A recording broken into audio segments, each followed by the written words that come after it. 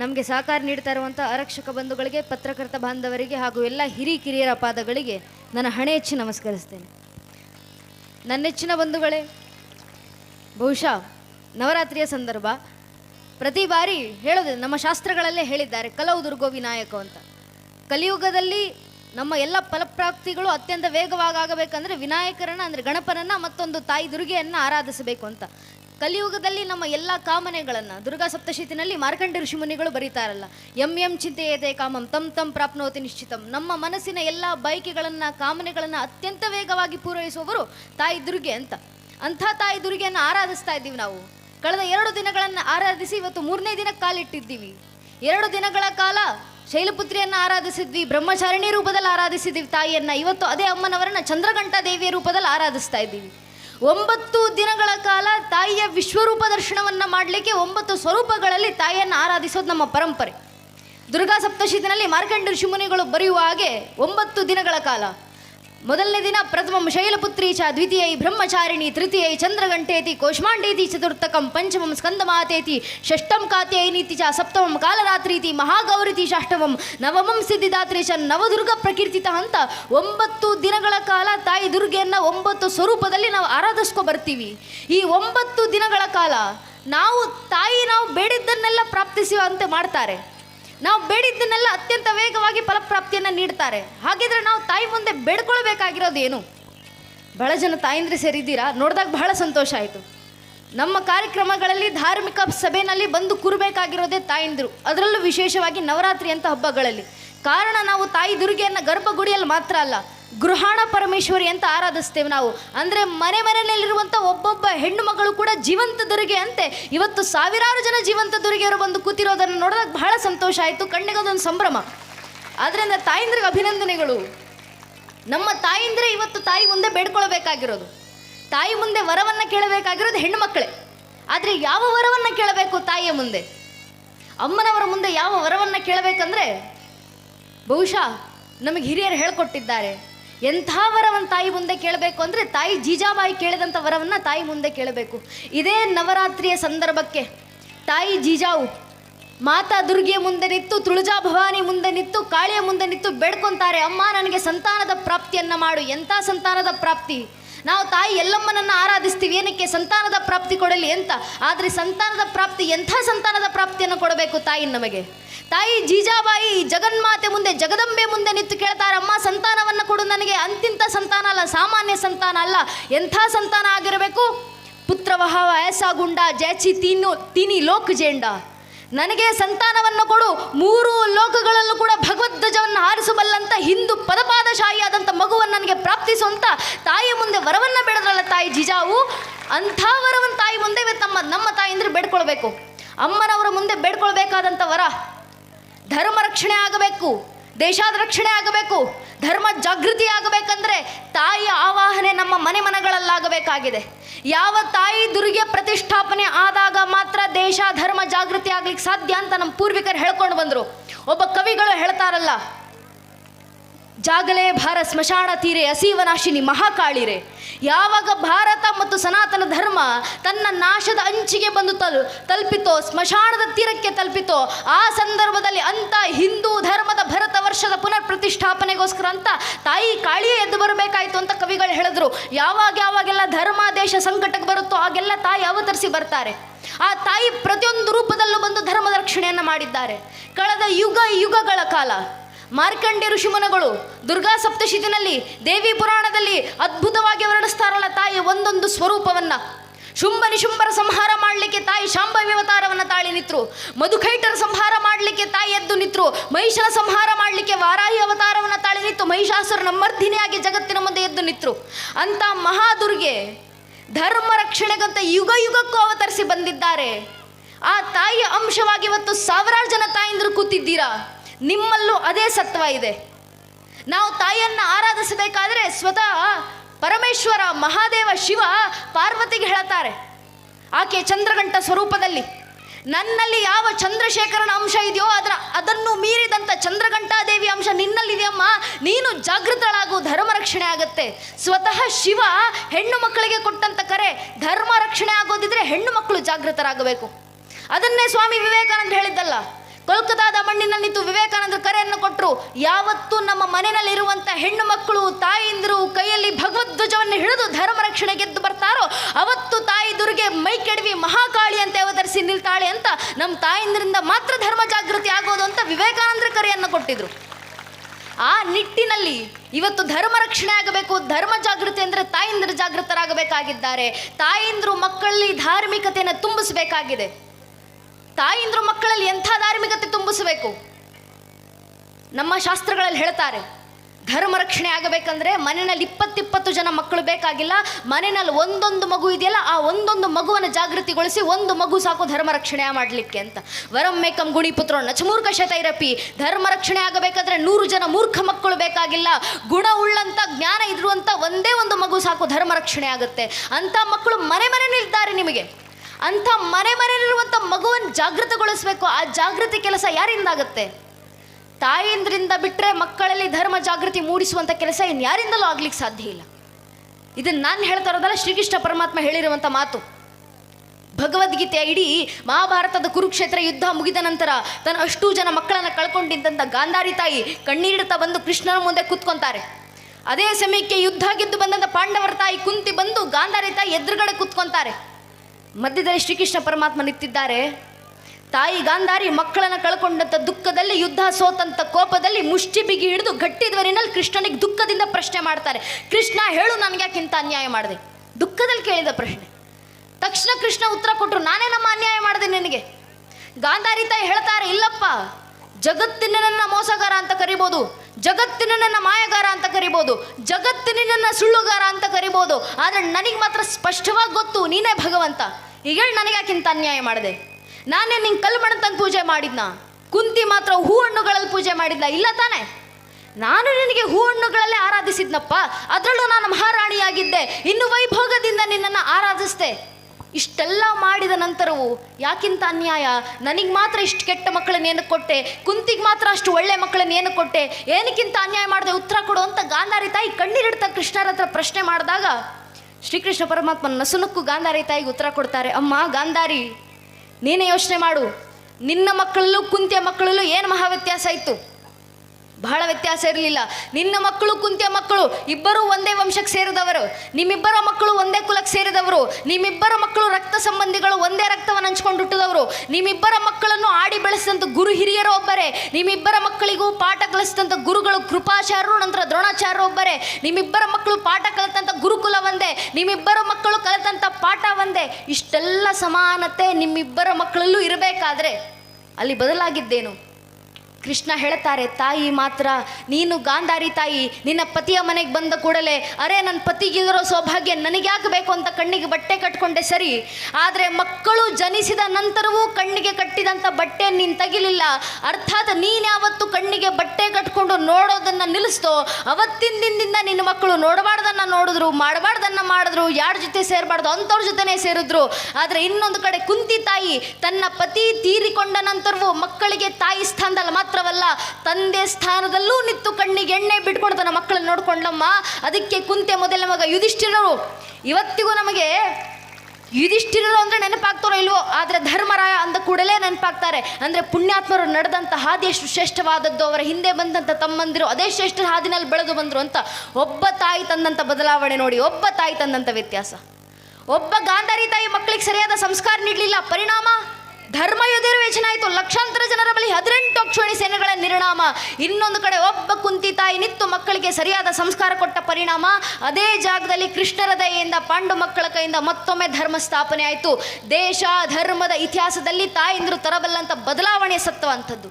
ಇಲ್ಲಿರುವಂಥ ಒಬ್ಬೊಬ್ಬ ತಾಯಿಂದ್ರಲ್ಲೂ ಅಂಥ ಬದಲಾವಣೆ ತರುವಂಥ ಸಾಮರ್ಥ್ಯ ಇದೆ.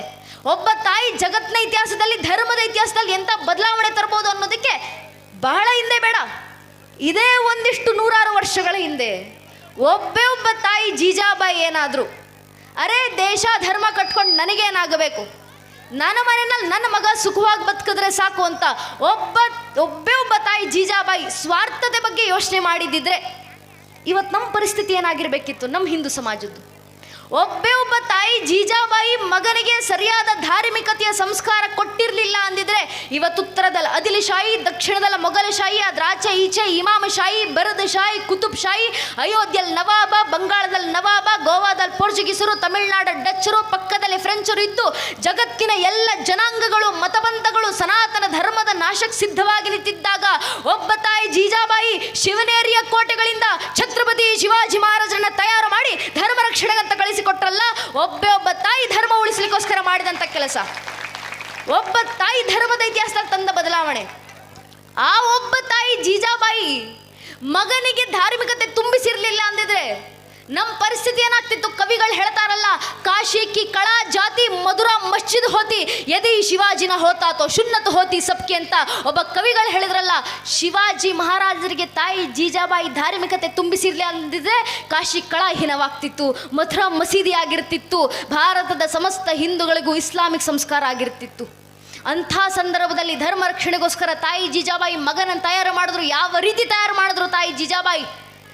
ಮನೆಯಲ್ಲಿದ್ದಂಥ ಪುಟ್ಟ ಹುಡುಗ ಶಿವಾಜಿಯನ್ನು ಕೂರಿಸ್ಕೊಂಡು ತಾಯಿ ಜೀಜಾಬಾಯಿ ಎಂದಿಗೂ ಮಗು ನೀನು ಬೆಳೆದ ನಂತರ ನೀನು ಮಹಾರಾಜನಾಗಿ ನೀನು ಸುಖ ಸಂಪತ್ತಿನಲ್ಲಿ ಬದುಕಬೇಕಪ್ಪ ಎಂದಿಗೂ ಹೇಳಲಿಲ್ಲ.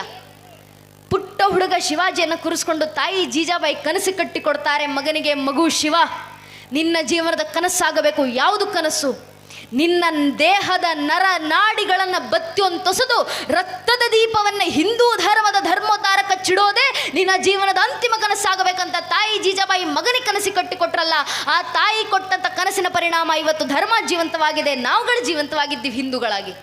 ಆ ತಾಯಿ ಜೀಜಾಬಾಯಿಲಿರುವಂಥ ಸತ್ವ ಇವತ್ತು ಇಲ್ಲಿರುವಂಥ ಅಷ್ಟೂ ತಾಯಂದ್ರಲ್ಲೂ ಇದೆ. ಆದ್ದರಿಂದ ತಾಯಂದ್ರು ಜಾಗೃತರಾಗಬೇಕಾಗಿದ್ದಾರೆ. ತಾಯಂದ್ರು ಜಾಗೃತರಾಗಿ ಮಕ್ಕಳಲ್ಲಿ ಅದೇ ಧಾರ್ಮಿಕತೆಯ ಜಾಗೃತಿಯನ್ನು ತುಂಬಿಸಬೇಕು. ಇವತ್ತು ಧರ್ಮ ಜಾಗೃತಿ ಆಗಬೇಕಂತ ಏನಕ್ಕೆ ಹೇಳ್ತಾ ಇರೋದಂದ್ರೆ ಕಾರಣ ಇಷ್ಟೇ ನನ್ನ ನೆಚ್ಚಿನ ಬಂಧುಗಳೇ. ನಮ್ಮ ಧರ್ಮದಲ್ಲಿ ಹುಟ್ಟಿ ಅನೇಕರು, ನಮ್ಮ ಧರ್ಮ ಏನಕ್ಕೆ ಜಾಗೃತಿ? ಧರ್ಮ ರಕ್ಷಣೆಗೆ ಜಾಗೃತಿಯೇ ಮುಖ್ಯ. ಸಾವರ್ಕರ್ ಅವರು ಹೇಳಿದಂಥ ಮಾತು, ಯುವಕರಾಗಿದ್ದಂಥ ವೀರ್ ಸಾವರ್ಕರ್ ಅವರು ಹಿಂದೂ ಸಮಾಜಕ್ಕೆ ಕರೆಯನ್ನು ಕೊಡ್ತಾರೆ, ಹಿಂದೂಗಳು ಜಾಗೃತರಾಗಬೇಕು. ಏನಕ್ಕೆ? ಧರ್ಮಕ್ಕೆ ಕುತ್ತಿದೆ. ಯಾರಿಂದ ಕುತ್ತು? ಸಾವರ್ಕರ್ ಹೇಳ್ತಾರೆ, I do not fear a Muslim, neither do I fear a Christian, I fear those Hindus are against Hindutva ಅಂತ ಸಾವರ್ಕರ್ ಹೇಳಿದ್ರಲ್ಲ. ನನಗೆ ಮುಸಲ್ಮಾನರಂದ್ರೆ ಭಯ ಇಲ್ಲ, ನನಗೆ ಕ್ರಿಶ್ಚಿಯನರಂದ್ರೆ ಭಯ ಇಲ್ಲ, ಆದರೆ ಹಿಂದೂ ಧರ್ಮದಲ್ಲೇ ಹುಟ್ಟಿ ಹಿಂದುತ್ವದ ವಿರುದ್ಧವಾಗಿ ಮಾತಾಡ್ತಾರಲ್ಲ ಅಂತ ಸೋಕಾಲ್ಡ್ ಹಿಂದೂಗಳು ನೋಡಿದ್ರೆ ಭಯ ಆಗುತ್ತೆ ಅಂತ ಸಾವರ್ಕರ್ ಅವರು ಯಾವುದೋ ಕಾಲದಲ್ಲಿ ಕರೆ ಕೊಟ್ಟಿದ್ರು. ಅಂದು ಸಾವರ್ಕರ್ ಅವರು ಕೊಟ್ಟಂತ ಕರೆ ಇವತ್ತು ನಮಗೆ ಅರ್ಥ ಆಗಬೇಕಾಗಿದೆ. ನಮ್ಮ ಧರ್ಮ ರಕ್ಷಣೆ ಆಗಬೇಕಂದ್ರೆ ಇಲ್ಲಿ ಯಾರದೋ ವಿರುದ್ಧ ಕತ್ತಿಡ್ದು ಹೋರಾಡುವಂಥ ಅವಶ್ಯಕತೆ ನಮ್ಮ ಸಮಾಜಕ್ಕಿಲ್ಲ. ನಮ್ಮ ಪೂರ್ವಿಕರ ಕೆಲಸ ಮಾಡಿದ್ದಾರೆ, ಅವರ ಶ್ರಮದ ಪ್ರತಿಫಲ ಇವತ್ತು ಧರ್ಮ ಉಳಿದಿದೆ. ಆದರೆ ಈಗ ಉಳ್ಕೊಂಡು ಬಂದಿರುವಂಥ ಧರ್ಮವನ್ನು ಹೀಗೆ ಉಳಿಸಿ ಮುಂದಿನ ಪೀಳಿಗೆಗೆ ತಲುಪಿಸ್ಬೇಕಂದ್ರೆ ನಮ್ಮಲ್ಲಿ ಜಾಗೃತಿ ಬಂದರೆ ಸಾಕು. ಹಿಂದೂಗಳಲ್ಲಿ ಜಾಗೃತಿ, ಇದೇ ಜಾಗೃತಿಯ ಕರೆಯನ್ನೇ ಅಲ್ವಾ ನಮಗೆ ಕೃಷ್ಣ ಪರಮಾತ್ಮ ನೀಡಿದ್ದು ಭಗವದ್ಗೀತೆನಲ್ಲಿ. ಇಡೀ ಮಹಾಭಾರತದ ಸಾರ ಯಾವುದು? ಧರ್ಮ ರಕ್ಷಣೆ. ಇಡೀ ಭಗವದ್ಗೀತೆ ಸಾರ ಯಾವುದು? ಧರ್ಮ ರಕ್ಷಣೆ. ಭಗವದ್ಗೀತೆ 2ನೇ ಅಧ್ಯಾಯದ 2ನೇ ಮತ್ತು 3ನೇ ಶ್ಲೋಕದಲ್ಲಿ ಶ್ರೀಕೃಷ್ಣ ಪರಮಾತ್ಮ ಧರ್ಮ ಕಾರ್ಯವನ್ನು ಮರೆತು ಕೂತಿದ್ದಂಥ ಅರ್ಜುನನನ್ನು ಬಡಿದೆಬ್ಬಿಸಲಿಕ್ಕೆ ಜಾಗೃತಿಯ ಕರೆಯನ್ನು ಕೊಟ್ಟು ಹೇಳಿದ್ರು, ಕುತಸ್ತ್ವ ಕಶ್ಮಲವಿದಂ ವಿಷಮೇ ಸಂಪುತ ಸ್ಥಿತ ಮನಾರ್ಯ ದುಷ್ಟನ ಸ್ವರ್ಗ ಮಕೃತಿಕರಂ ಅರ್ಜುನ ಕ್ಲೈಭ್ಯಂ ಮಸ್ಮಗವಃ ಪಾರ್ಥ ನೈತತ್ವೇಪ ಬದ್ಧತೆ ಶ್ರದ್ಧಂ ಹೃದಯ ದೌರ್ಬಲ್ಯಂ ತೆಕ್ತೋತಿಷ್ಠ ಪರಂತಪ. ಅರ್ಜುನ ಈ ಸಂದರ್ಭದಲ್ಲಿ ಧರ್ಮ ಕಾರ್ಯವನ್ನು ಮರೆತು ಧರ್ಮ ದೇಶ ಕಟ್ಕೊಂಡು ನನಗೇನಾಗಬೇಕು ಅಂತ ಸುಮ್ಮನೆ ಕೂರೋದಲ್ಲಪ್ಪ. ನಿನ್ನ ಪೂರ್ವಿಕರು ಎಷ್ಟು ಶ್ರಮಗಳಿಂದ ಧರ್ಮವನ್ನು ಉಳಿಸ್ಕೊಂಡು ಬಂದಿದ್ದಾರೋ, ಈ ಧರ್ಮವನ್ನು ಹೀಗೆ ಉಳಿಸ್ಕೊಂಡು ಮುಂದಿನ ಪೀಳಿಗೆ ಕೊಡುವಂಥ ಧರ್ಮ ಕಾರ್ಯದ ಕರ್ಮಯೋಗ ನಿನ್ನ ಹೆಗಲ ಮೇಲಿದೆ. ಆ ಧರ್ಮ ಕಾರ್ಯವನ್ನು ನೆನಪಿಸ್ಕೊಳ್ಳು, ಧರ್ಮಕ್ಕೋಸ್ಕರ ಜಾಗೃತನಾಗು ಅಂತ ಅರ್ಜುನನಲ್ಲಿ ಧರ್ಮ ಜಾಗೃತಿಯನ್ನು ಮೂಡಿಸಿದಂಥ ಶ್ರೀಕೃಷ್ಣ ಪರಮಾತ್ಮ ಆ ಭಗವದ್ಗೀತೆ ಮಾಡಿ ಇವತ್ತು ನಮ್ಮ ಕಿವಿಗಳಲ್ಲಿ ಗುಂಜಿಸುವಂಥ ಅವಶ್ಯಕತೆ ಇದೆ. ನಾವು ಜಾಗೃತರಾಗಬೇಕು. ಜಾಗೃತರಾಗೋದಂದ್ರೇನು? ಧರ್ಮ ಜಾಗೃತಿ ಅಂದರೆ ಧರ್ಮದಲ್ಲಿರುವಂಥ ನಾವು ಜಾಗೃತರಾಗಿ ಸಂಘಟಿತರಾಗೋದು. ಹಿಂದೂಗಳಲ್ಲಿ ಇವತ್ತು ಬೇಕಾಗಿರೋದು ಸಂಘಟಿತ ಭಾವ. ಕಾರಣ ಇವತ್ತು ಹೇಳ್ಕೊಳ್ಳಿಕ್ಕಿದ್ದೀವಿ ನಾವು ದೇಶದಲ್ಲಿ ಕೋಟ್ಯಾಂತರ ಜನ ಹಿಂದೂಗಳು. ಆದರೆ ಆ ಕೋಟ್ಯಾಂತರ ಜನ ಹಿಂದೂಗಳಲ್ಲಿ ಎಷ್ಟು ಜನ ನಿಜವಾಗ್ಲೂ ಹಿಂದೂಗಳಾಗಿ ಉಳಿದಿದ್ದೀವಿ? ದುರಾದೃಷ್ಟವಶಾತ್ ಇವತ್ತು ಒಬ್ಬ ಹಿಂದುವಿನ ಮುಂದೆ ನಿಂತ್ಕೊಂಡು ನೀನು ಯಾವ ಸಮಾಜಕ್ಕೆ ಸೇರಿದ್ಯಪ್ಪ ಅಂದರೆ ಹಿಂದುವಿನ ಬಾಯಿನಲ್ಲಿ ತನ್ನ ಧರ್ಮದ ಹೆಸರು ಬರೋಕ್ಕೂ ಮುಂಚೆ ಜಾತಿ ಹೆಸರು ಬಂದಿರುತ್ತೆ. ಒಬ್ಬ ಹಿಂದೂ ಆಗೋಕ್ಕೆ ಮುಂಚೆ ಒಬ್ಬ ಹಿಂದೂ ಬ್ರಾಹ್ಮಣರಾಗ್ತಾರೆ, ಒಬ್ಬ ಹಿಂದೂ ಲಿಂಗಾಯತರಾಗ್ತಾರೆ, ಒಬ್ಬ ಹಿಂದೂ ಗೌಡ್ರಾಗ್ತಾರೆ, ಒಬ್ಬ ಹಿಂದೂ ಮರಾಠ ಆಗ್ತಾರೆ, ಒಬ್ಬ ಹಿಂದೂ ನಾಯಕ ಆಗ್ತಾರೆ. ಒಬ್ಬ ಹಿಂದೂ ಶೆಟ್ಟಿ ಆಗ್ತಾರೆ, ಒಬ್ಬ ಹಿಂದೂ SC ಆಗ್ತಾರೆ, ಒಬ್ಬ ಹಿಂದೂ ST ಆಗ್ತಾರೆ. ಹಿಂದೂ ಆಗೋದು ಯಾವಾಗ? ನಾವು ಹಿಂದೂಗಳ ಅರ್ಥ ಮಾಡ್ಕೊಳ್ಬೇಕು. ನಮ್ಮ ಜಾತಿ ಯಾವುದೇ ಇರಲಿ ಸ್ವಾಮಿ, ಆ ಜಾತಿಗಳ ಮೇಲೆ ನಮಗಿರುವಂಥ ಜಾತಿ ಪ್ರೇಮ ಎಷ್ಟೇ ವಿಶಾಲವಾಗಿರಲಿ, ನಮ್ಮ ಜಾತಿ ನಮ್ಮ ಮನೆ ದೇವ್ರ ಕೋಣೆ ಒಳಗೆ ಸೀಮಿತ ಆಗಿರಬೇಕು. ನಮ್ಮ ರಾಜಕೀಯ ಆಸಕ್ತಿ ಯಾವುದೇ ಇರಲಿ, ನೀವು ಯಾವ ರಾಜಕೀಯ ಪಕ್ಷಕ್ಕೆ ಬೇಕಾದರೂ ಕೆಲಸ ಮಾಡಿ, ನಮ್ಮ ರಾಜಕೀಯ ಆಸಕ್ತಿ ನಮ್ಮ ಮನೆ ವಸ್ಲಿನ ಒಳಗೆ ಸೀಮಿತ ಆಗಿರಬೇಕು. ಪ್ರತಿಯೊಬ್ಬ ಹಿಂದೂ ತನ್ನ ಮನೆ ದೇವ್ರ ಕೋಣೆಯನ್ನು ದಾಟಿ ಮನೆ ವಸ್ಲು ಬಿಟ್ಟು ಹೊರಗೆ ಬರಬೇಕಾದ್ರೆ ಜಾತಿ, ಉಪಜಾತಿ, ಮತ, ಪಂಥ, ಪಂಗಡ, ಕುಲ, ಗೋತ್ರ, ರಾಜಕೀಯ ಆಸಕ್ತಿ, ತತ್ವ, ಸಿದ್ಧಾಂತ ಎಲ್ಲವನ್ನು ಮರೆತು ಹೆಗಲ ಮೇಲೆ ಒಂದು ಕೇಸರಿ ಶಾಲು, ಹಣೆ ಮೇಲೆ ಕೇಸರಿ ತಿಲಕ ಇಟ್ಕೊಂಡು ನಾವೆಲ್ಲ ಹಿಂದೂ, ನಾವೆಲ್ಲ ಒಂದು ಅನ್ನೋ ಭಾವನೆಯಲ್ಲಿ ಮರಬಿಟ್ಟಾಗ ಮಾತ್ರ ಇವತ್ತು ಧರ್ಮ ರಕ್ಷಣೆ ಆಗ್ಲಿಕ್ಕೆ ಸಾಧ್ಯ. ನಮ್ಮಲ್ಲಿ ಬರಬೇಕಾಗದಂಥ ಜಾಗೃತಿಯ ಸಂಘಟಿತ ಭಾವ, ಈ ಸಂಘಟಿತ ಭಾವ, ಜಾತಿಯ ಒಡಕು ತೊಡಕುಗಳನ್ನು ಮೀರಿದಂಥ ಸಂಘಟಿತ ಭಾವ ಬಂದಾಗ ಮಾತ್ರ ಧರ್ಮ ರಕ್ಷಣೆ ಆಗುತ್ತೆ ಅಂತ ಕೃಷ್ಣ ಪರಮಾತ್ಮ ಹೇಳ್ತಾರೆ. ಭಗವದ್ಗೀತೆ 4ನೇ ಅಧ್ಯಾಯದ 7ನೇ ಶ್ಲೋಕ ಇಷ್ಟೊತ್ತು ಅಣ್ಣನವ್ರು ಹೇಳಿದ್ರಲ್ಲ, ಯದಾ ಯದಾ ಈ ಧರ್ಮಸ್ಯ ಗ್ಲಾನಿರ್ಭವತಿ ಭಾರತ ಅಭ್ಯುತ್ಥಾನ ಧರ್ಮಸ್ಯ ದದಾತ್ಮಾನುಜಾಮ್ಯಂ ಪರಿತ್ರಾಣ ಸಾಧನ ವಿನಾಶ ದುಷ್ಕೃತ ಧರ್ಮ ಸಂಸ್ಥಾಪನಾತಾಯ ಸಂಭವಾಮಿ ಯುಗೆ ಯುಗೆ. ಅರ್ಥಾತ್ ಯಾವಾಗೆಲ್ಲ ದೇಶ ಮತ್ತು ಧರ್ಮ ನಾಶದ ಅಂಚಿಗೆ ಬಂದು ತಲುಪುತ್ತೋ ಆಗೆಲ್ಲ ಶಿಷ್ಟರನ್ನು ರಕ್ಷಿಸಿ ದುಷ್ಟರನ್ನು ನಾಶ ಮಾಡಲಿಕ್ಕೆ ಧರ್ಮ ದೇಶದ ಪುನರ್ ಪ್ರತಿಷ್ಠಾಪನೆಗೋಸ್ಕರ ನಾನು ಯುಗಕ್ಕೂ ಸಂಭವಾಮಿ ಯುಗಕ್ಕೂ ಅವತರಿಸಿ ಬರ್ತೀನಿ ಅಂತ ಶ್ರೀಕೃಷ್ಣ ಪರಮಾತ್ಮ ಕರೆಯನ್ನು ಕೊಟ್ಟರು. ಆ ಕರೆಯ ಮುಂದಿನ ಸಾಲಿನಲ್ಲಿ ಗೀತಾಚಾರ್ಯನಾಗಿ ನಿಂತಂತ ಶ್ರೀಕೃಷ್ಣ ಪರಮಾತ್ಮ ಹೇಳ್ತಾರೆ, ಯುಗಕ್ಕೂ ಧರ್ಮ ರಕ್ಷಣೆಗೆ ನಾನು ಅವತರಿಸ್ತೀನಿ. ಆದರೆ ಕಲಿಯುಗದಲ್ಲಿ ಧರ್ಮ ರಕ್ಷಣೆಗೆ ಯಾವ ಅವತಾರ? ಕೃಷ್ಣ ಹೇಳ್ತಾರೆ, ಕಲಿಯುಗದ ಅಂತ್ಯದಲ್ಲಿ ಕಲಿಕೆ ಅವತಾರ. ಆದರೆ ಕಲಿಯುಗ ನಡೀತಾ ಇರಬೇಕಾದ್ರೆ ಕಲಿಯುಗದಲ್ಲಿ ದೇಶ ಧರ್ಮ ರಕ್ಷಣೆಗಿರೋದು ಒಂದೇ ಒಂದು ಅವತಾರ, ಅದು ಸಂಘ ಶಕ್ತಿ ಕಲಿಯುಗ ಅನ್ನೋ ಮಾತನ್ನು ಕೃಷ್ಣ ನಮ್ಗೆ ಆದರ್ಶವಾಗಿ ನೀಡಿದರು. ಸಂಘಟಿತ ಭಾವ, ಹಿಂದೂಗಳು ಸಂಘಟಿತರಾದಾಗ ಮಾತ್ರ ಧರ್ಮ ರಕ್ಷಣೆ ಮಾಡ್ಕೊಳ್ಳಿಕ್ಕೆ ಸಾಧ್ಯ. ಅಪಾರ ಭೂಮಿ ವಿಸ್ತಾರ ಮಗಣ್ಯ ಜನಸಂಕಲಂ ರಾಷ್ಟ್ರಂ ಸಂಘಟನಾ ಹಿನಂ ಪ್ರಭವೇನಾತ್ಮ ರಕ್ಷಣೆ ಶಾಸ್ತ್ರಗಳ ಮಾತು. ತುದಿ ಕಾಣದಷ್ಟು ಅಪಾರವಾದಂಥ ಭೂಭಾಗ, ಆ ಭೂಭಾಗದ ಒಳಗೆ ಅಗಣ್ಯವಾದಂಥ ಜನರ ಸಂಖ್ಯೆ. ಆದರೆ ಆ ಜನರ ಮಧ್ಯದಲ್ಲಿ ಸಂಘಟಿತ ಭಾವ ಇಲ್ಲ ಅಂದರೆ ದೇಶ ಧರ್ಮ ರಕ್ಷಣೆ ಆಗ್ಲಿಕ್ಕೆ ಸಾಧ್ಯವೇ ಇಲ್ಲ. ಆದ್ದರಿಂದ ನಮ್ಮ ಕಣ್ಣು ಮುಂದೆ ದೇಶ ಧರ್ಮ ರಕ್ಷಣೆ ಮಾಡ್ಕೊಳ್ಳಿಕ್ಕಿರೋದು ಒಂದೇ ಒಂದು ಮಾರ್ಗದರ್ಶನ, ಅದು ಸಂಘಟಿತ ಭಾವ ಮಾತ್ರ. ನಮ್ಮ ಮಧ್ಯದಲ್ಲಿ ನಮ್ಮ ಸಮಸ್ಯೆ ಏನಾಗಿದೆ ಅಂದರೆ, ನಮ್ಮ ಸಮಾಜದಲ್ಲೇ ಒಂದಿಷ್ಟು ಜನ ಉಟ್ಕೊಂಡಿದ್ದಾರೆ ನಮ್ಮ ದೇಶದಲ್ಲೇ. ಈ ಬುದ್ಧಿಯೇ ಜೀವನ ಅಂದ್ಕೊಂಡಿರುವಂಥ ಬುದ್ಧಿಜೀವಿಗಳು ನಮ್ಮ ಧರ್ಮದ ಮೇಲೆ ಕೈ ಮಾಡಿ ಅಪವಾದವನ್ನು ಹೊರಿಸ್ತಾರೆ. ನಿಮ್ಮ ಹಿಂದೂಗಳಲ್ಲಿ ಜಾತಿ ವ್ಯವಸ್ಥೆ ಮೇರೆ ಮೀರಿ ನಿಂತಿದೆ. ನಿಮ್ಮ ಹಿಂದೂಗಳ ವೇದಗಳ ಕಾಲದಿಂದಲೂ ಮೇಲು ಕೀಳೆಂಬ ವಿಭೇದ ಇದೆ.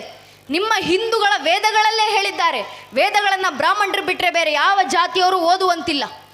ಈ ಬುದ್ಧಿಜೀವಿಗಳು ನಮ್ಮ ಧರ್ಮದ ಮೇಲೆ ಹೊರಿಸುವಂಥ ಅಪವಾದ. ನಾವು ಹಿಂದೂಗಳಾಗಿ ನಾವಾದರೂ ಜಾಗೃತರಾಗಬೇಕು. ಹಾಗೆ ನೋಡೋದಿದ್ರೆ ನಮ್ಮ ಸನಾತನ ಧರ್ಮದಲ್ಲಿ ಜಾತಿ ವ್ಯವಸ್ಥೆನೇ ಇರಲಿಲ್ಲ. ಯಾವ ವೇದಗಳ ಕಡೆ ಕೈ ಮಾಡಿ ಬುದ್ಧಿಜೀವಿಗಳ ಅಪವಾದ ಹೊರಿಸ್ತಾರಲ್ಲ ನನ್ನ ನೆಚ್ಚಿನ ಬಂಧುಗಳೇ, ನಾವು ನೆನಪಿಟ್ಕೊಳ್ಬೇಕು, ಆ ವೇದಗಳನ್ನು ರಚನೆಯನ್ನ ಮಾಡಿದಂಥ 108 ಜನ ಋಷಿಗಳಲ್ಲಿ ಎಷ್ಟೋ ಜನ ಋಷಿಗಳು ಬ್ರಾಹ್ಮಣರೇ ಆಗಿರಲಿಲ್ಲ, ನಿಮ್ನ ಕುಲಕ್ಕೆ ಸೇರಿದಂಥವ್ರು. ವೇದಗಳನ್ನು ಇನ್ನಷ್ಟು ವ್ಯಾಸಗೊಳಿಸಿ ಪ್ರತಿಯೊಬ್ಬ ಮಾನವನಿಗೂ ಅತ್ಯಂತ ಸುಲಭವಾಗಿ ತಲುಪುವಂತೆ ಮಾಡಿದಂಥ ವೇದವ್ಯಾಸರು ಬ್ರಾಹ್ಮಣರಲ್ಲ, ಅವ್ರ ತಾಯಿ ಸತ್ಯವತಿ ಮೊಗವೀರರ ಜನಾಂಗಕ್ಕೆ ಸೇರಿದಂಥವ್ರು. ಐತ್ರಿಯ ಬ್ರಾಹ್ಮಣದ ರಚನೆಯನ್ನ ಮಾಡಿದಂಥ ದ್ರಷ್ಟಾರರು ಮಹಿದಾಸ ಎಂಬ ಋಷಿಗಳು ಬ್ರಾಹ್ಮಣರಲ್ಲ, ಕುಮಾರ ಕುಲಕ್ಕೆ ಸೇರಿದಂಥವ್ರು.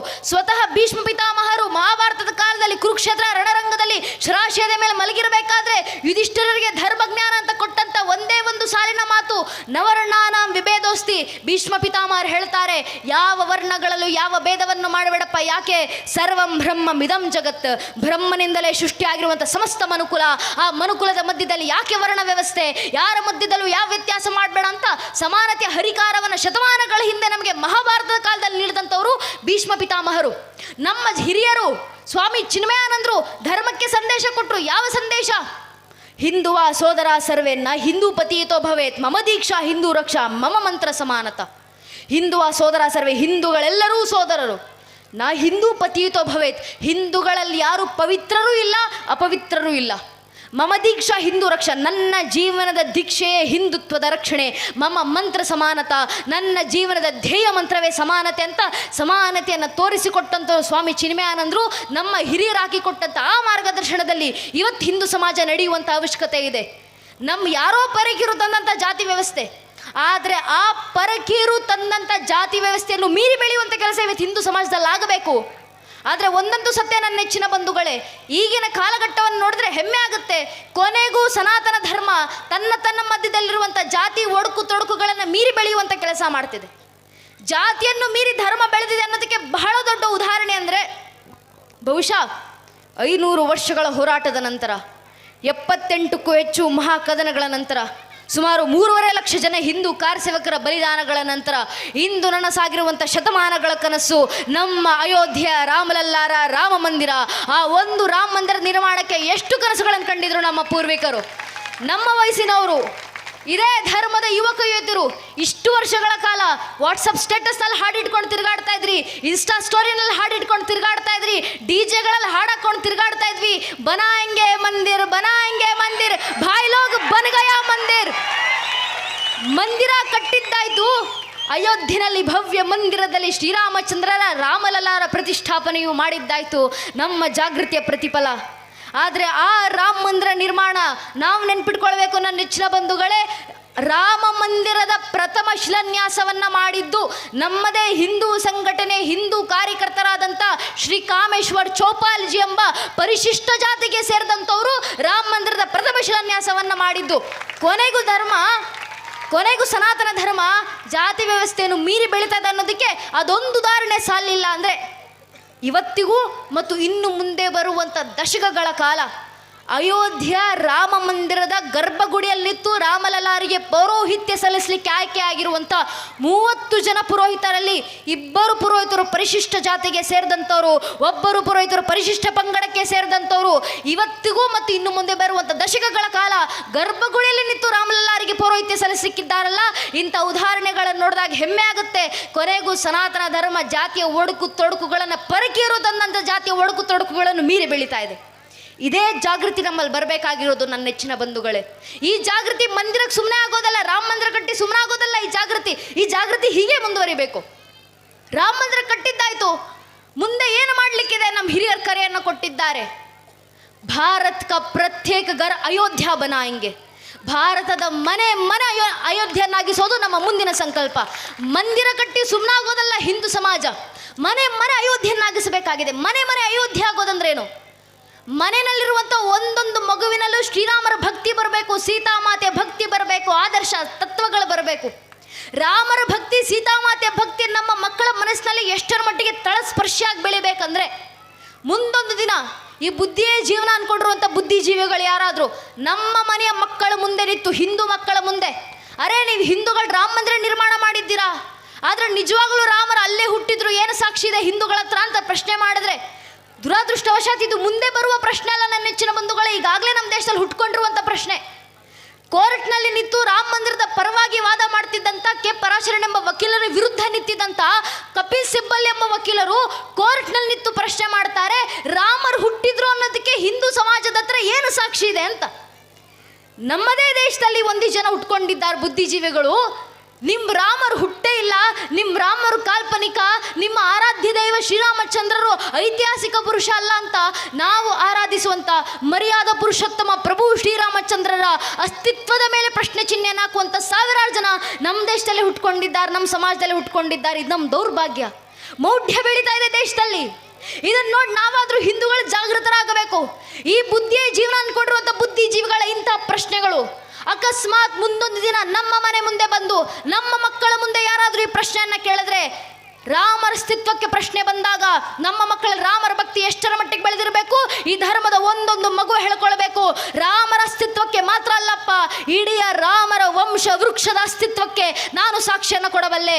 ನಮ್ಮ ಮಕ್ಕಳ ಬಾಯಿಂದ ಬರಬೇಕು. ಮೊದಲಿಗೆ ಬಂದದ್ದು ಶ್ರೀಹರಿಯ ಮಗ ಬ್ರಹ್ಮ, ಬ್ರಹ್ಮನ ಮಗ ಮರೀಚಿ, ಮರೀಚಿ ಮಗ ಕಶ್ಯಪ, ಕಶ್ಯಪನ ಮಗ ಸೂರ್ಯ, ಸೂರ್ಯನ ಮಗ ಮನು, ಮನುವಿನ ಮಗ ಇಕ್ಷ್ವಾಕು, ಇಕ್ಷ್ವಾಕುವಿನ ಮಗ ಕುಕ್ಷಿ, ಕುಕ್ಷಿಯ ಮಗ ವಿಕುಕ್ಷಿ, ವಿಕುಕ್ಷಿಯ ಮಗ ಬಾಣ, ಬಾಣನ ಮಗ ಅನರಾರಣ್ಯ, ಅನರಾರಣ್ಯನ ಮಗ ಭೃದು, ಭೃದುವಿನ ಮಗ ತ್ರಿಶಂಕು, ತ್ರಿಶಂಕುವಿನ ಮಗ ದುಂಡುಮಾರ, ದುಂಡುಮಾರನ ಮಗ ಮಾಂಧಾತ, ಮಾಂಧಾತನ ಮಗ ಸುಸಂಧಿ, ಸುಸಂಧಿಯ ಮಗ ಧ್ರುವಸಂಧಿ, ಧ್ರುವಸಂಧಿಯ ಮಗ ಭರತ, ಭರತನ ಮಗ ಅಶೀತ, ಅಶೀತನ ಮಗ ಸಗರ, ಸಗರನ ಮಗ ಅಸಮಂಜಸ, ಅಸಮಂಜಸನ ಮಗ ಅಂಶುಮಂತ, ಅಂಶುಮಂತನ ಮಗ ದಿಲೀಪ, ದಿಲೀಪನ ಮಗ ಭಗೀರಥ, ಭಗೀರಥನ ಮಗ ಕುಕುತ್ಸು, ಕುಕುತ್ಸುವಿನ ಮಗ ರಘು, ರಘುವಿನ ಮಗ ಪ್ರಬೃದ್ಧ, ಪ್ರಬೃದ್ಧನ ಮಗ ಶಶಂಕು, ಶಶಂಕುವಿನ ಮಗ ಸುದರ್ಶನ, ಸುದರ್ಶನ ಮಗ ಅಗ್ನಿವರ್ಣ, ಅಗ್ನಿವರ್ಣನ ಮಗ ಶೀಘ್ರವೇದ, ಶೀಘ್ರವೇದನ ಮಗ ಮರು, ಮರುವಿನ ಮಗ ಪ್ರಶಿಷಕ, ಪ್ರಶಿಷಕನ ಮಗ ಅಂಬರೀಷ, ಅಂಬರೀಷನ ಮಗ ನಘೂಷ, ನಘೂಷನ ಮಗ ಯಯಾತಿ, ಯಯಾತಿಯ ಮಗ ನಾಭಾಗ, ನಾಭಾಗನ ಮಗ ಅಜ, ಅಜನ ಮಗ ದಶರಥ, ದಶರಥನ ಮಗನೇ ರಘುವಂಶದ ರಾಘವ ಪ್ರಭು ಶ್ರೀರಾಮಚಂದ್ರ ಅಂತ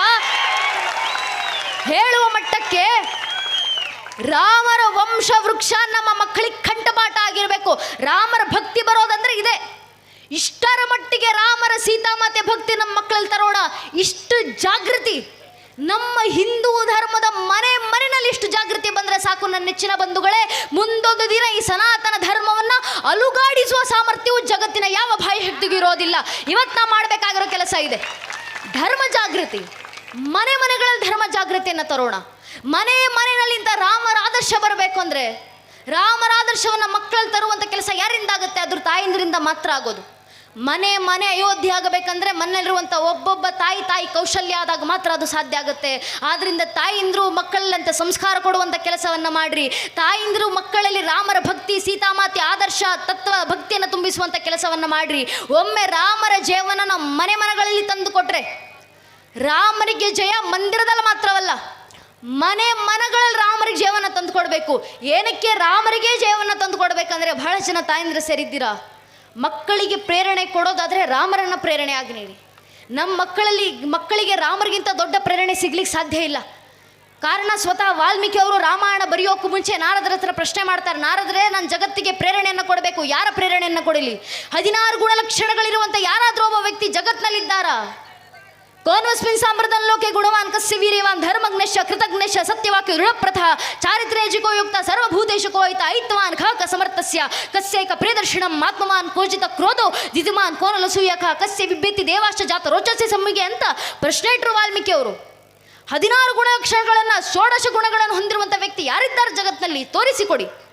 ಧರ್ಮಜ್ಞಶ್ಚ ಧರ್ಮ ಪಾಲಿಸುವವರಾಗಿರಬೇಕು, ಕೃತಜ್ಞಶ್ಚ ಕೃತಜ್ಞತೆ ಉಳ್ಳುವವರಾಗಿರಬೇಕು, ಸತ್ಯವಾಕ್ಯ ದೃಢಪ್ರಥಃ ಸತ್ಯವಾಕ್ಯದ ಪರವಾಗಿ ದೃಢವಾಗಿ ನಿಲ್ಲುವಂಥ ವ್ಯಕ್ತಿ ಯಾರಿದ್ದಾರೆ ಜಗತ್ತಿನಲ್ಲಿ?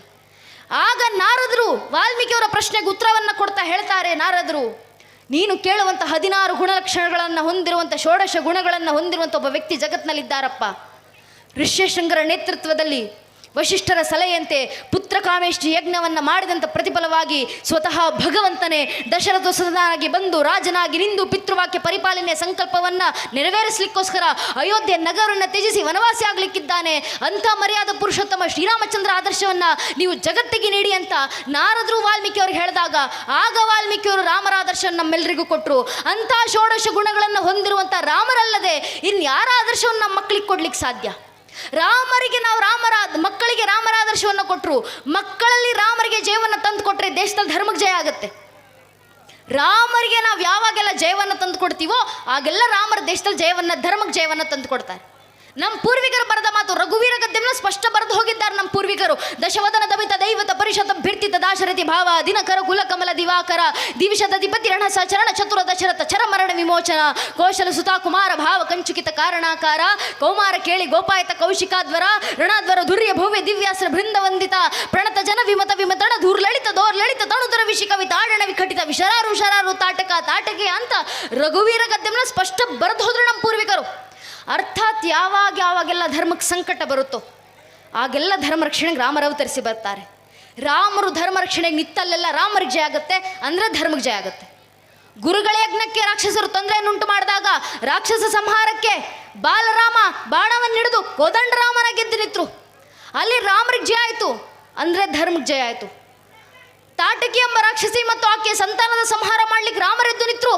ಅಲ್ಲಿ ರಾಮರಿಗೆ ಜಯ ಆಯಿತು, ಎಂದಿನಂತೆ ಧರ್ಮಕ್ಕೆ ಜಯ ಆಯಿತು.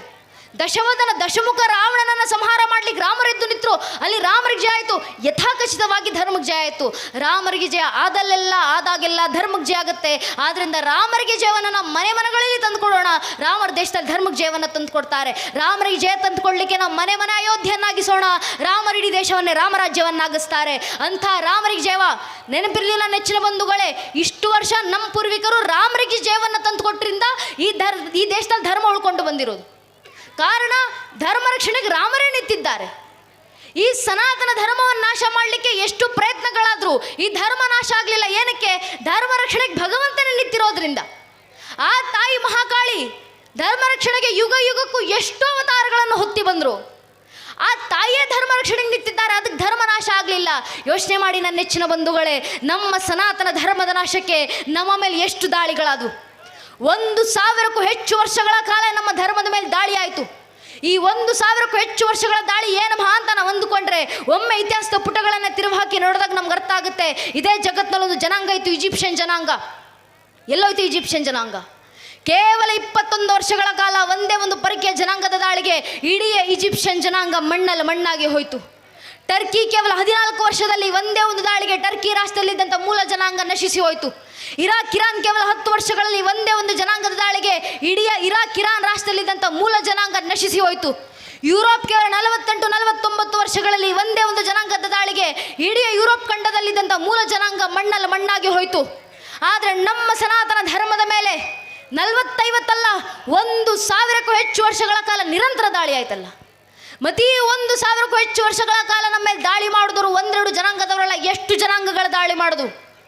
ಮೊಘಲರು ಬಂದರು, ತುರ್ಕರು ಬಂದರು, ಅರಬ್ಬರು ಬಂದರು, ಅಫ್ಘನರು ಬಂದರು, ಪೋರ್ಚುಗೀಸರು ಬಂದರು, ಡಚ್ಚರು ಬಂದರು, ಫ್ರೆಂಚರು ಬಂದರು, ಇಂಗ್ಲೀಷರು ಬಂದರು, ಶಕರು ಬಂದರು, ಹೂಣರು ಬಂದರು.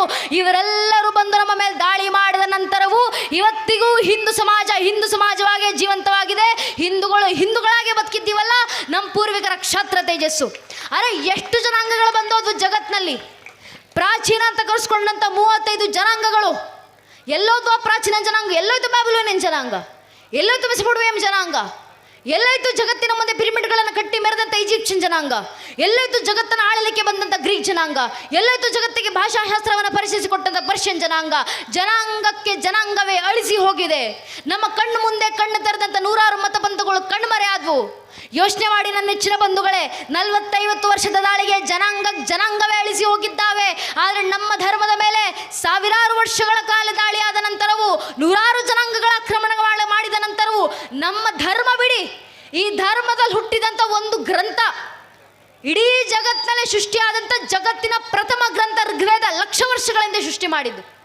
ಆ ಜಗತ್ತಿನ ಪ್ರಥಮ ಗ್ರಂಥ ಋಗ್ವೇದದ ಪ್ರಥಮ ಮಂಡಳದ ಪ್ರಥಮ ಸೂಕ್ತದ ಪ್ರಥಮ ಮಂತ್ರ ಅಗ್ನಿಮೀಳೆ ಪುರೋಹಿತಂ ಯಜ್ಞೇಶ ದೇವ ಮಾತೃಜಂ ಹೋತಾಹಾರ ಮೃತ ದದಾತಮಂ ಅಂತ ಋಗ್ವೇದದ ಪ್ರಥಮ ಮಂತ್ರದಿಂದ ಹಿಡಿದು ಇಡೀ ಋಗ್ವೇದದಲ್ಲಿ ಒಟ್ಟು 4,34,000 ಪದಗಳು ನಮ್ಮ ಮೇಲೆ 1,00,000 ವರ್ಷಗಳ ಸಾವಿರಾರು ವರ್ಷ ದಾಳಿಯಾದ ನಂತರವೂ ಲಕ್ಷಾಂತರ ವರ್ಷಗಳ ಹಿಂದೆ ಬರೆದಂಥ ಜಗತ್ತಿನ ಪ್ರಥಮ ಪುಸ್ತಕ ಆ ಋಗ್ವೇದದ ಪ್ರಥಮ ಮಂಡಳದಿಂದ ಹಿಡಿದು ಇಡೀ ಋಗ್ವೇದದ 4,34,000 ಪದಗಳಲ್ಲಿ ಒಂದೇ ಒಂದು ಪದ ಆಚೆ ಈಚೆ ಆಗದೆ 21ನೇ ಶತಮಾನದಲ್ಲೂ 2024ರಲ್ಲೂ ಹಿಂದೂಗಳ ಒಂದೊಂದು ಹಿಂದೂ ಮನೆಗೆ ಹೋದ್ರು ವೇದಗಳನ್ನು ಅದೇ ರೀತಿ ಕಂಠಪಾಠ ಮಾಡಿ ಪಾರಾಯಣವನ್ನು ಮಾಡ್ತೀವಲ್ಲ ನಾವು.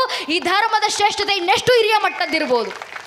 ಒಂದು ಗ್ರಂಥದ ಒಂದು ಪದವನ್ನು ಕಳ್ಕೊಳ್ಳಿಕ್ಕೆ ಬಿಡಲಿಲ್ಲ ನಮ್ಮ ಪೂರ್ವಿಕರ ಕ್ಷತ್ರ ತೇಜಸ್ಸು. ಈ ಧರ್ಮ ಉಳ್ಕೊಂಡು ಬಂದಿದೆ ಅಂದರೆ ನಮ್ಮ ಪೂರ್ವಿಕರ ಕ್ಷತ್ರ ತೇಜಸ್ಸು ಎಂಥದ್ದಿರಬೇಕು. ಮೊಘಲರ ದಾಳಿಯಾದಂಥ ಸಂದರ್ಭದಲ್ಲಿ, ರಜಾಕರ ದಾಳಿಯಾದಂಥ ಸಂದರ್ಭದಲ್ಲಿ, ನಿಜಾಮರ ದಾಳಿಯಾದಂಥ ಸಂದರ್ಭದಲ್ಲಿ ಆ ಪರಕೀಯರು ನಮ್ಮ ಪೂರ್ವಿಕರ ಕತ್ತಿನ ಮೇಲೆ ಕತ್ತಿಯನ್ನಿಟ್ಟು ಆಯ್ಕೆಗಳನ್ನು ಕೊಟ್ಟರು. ಏನು ಆಯ್ಕೆ? ಒಂದು, ಈ ಕ್ಷಣ ಧರ್ಮವನ್ನು ಬಿಟ್ಟು ಮತಾಂತರ ಆಗು, ಇಲ್ಲ ಇದೇ ಕ್ಷಣ ನಿನ್ನ ಪ್ರಾಣವನ್ನು ಹೀರ್ತೀವಿ. ನಮ್ಮ ಪೂರ್ವಿಕರ ಮುಂದೆ ಇದ್ದಿದ್ದು 2 ಆಯ್ಕೆ. ಒಂದು, ಧರ್ಮ ಬಿಟ್ಟು ಮತಾಂತರ ಆಗಬೇಕು, ಇಲ್ಲ ಜೀವ ತಗೊಂತಾರೆ. ಅಂಥ ಸಂದರ್ಭದಲ್ಲೂ ಕತ್ತಿನ ಅಂಚಿನಲ್ಲೂ ಜೀವ ಬೆದರಿಕೆಯಲ್ಲಿ ನಿಂತಿದ್ದಂಥ ನಮ್ಮೆಲ್ಲರ ಪೂರ್ವಿಕರ ಬಾಯಿಂದ ಬಂದಿದ್ದು ಒಂದೇ ಒಂದು ಉತ್ತರ, ಅದು ಬೇಕಾದರೆ ಪ್ರಾಣ ಬಿಡ್ತೀನಿ ಆದರೆ ಧರ್ಮ ಬಿಡೋದಿಲ್ಲ ಅಂತ ನಮ್ಮ ಪೂರ್ವಿಕರ ಬಾಯಿಂದ ಬಂದಂಥ ಉತ್ತರ. ಇವತ್ತು ನಾವು ಹಿಂದೂಗಳಾಗಿ ಉಳಿದಿದ್ದೀವಿ. ಎಷ್ಟು ಉದಾಹರಣೆಗಳು ಬೇಕು? ಛತ್ರಪತಿ ಸಂಭಾಜಿ ಮಹಾರಾಜ್ 42 ದಿನಗಳ ಕಾಲ ಸಂಭಾಜಿ ಮಹಾರಾಜರಿಗೆ ಚಿತ್ರಹಿಂಸೆ ಕೊಡಲಾಯಿತು.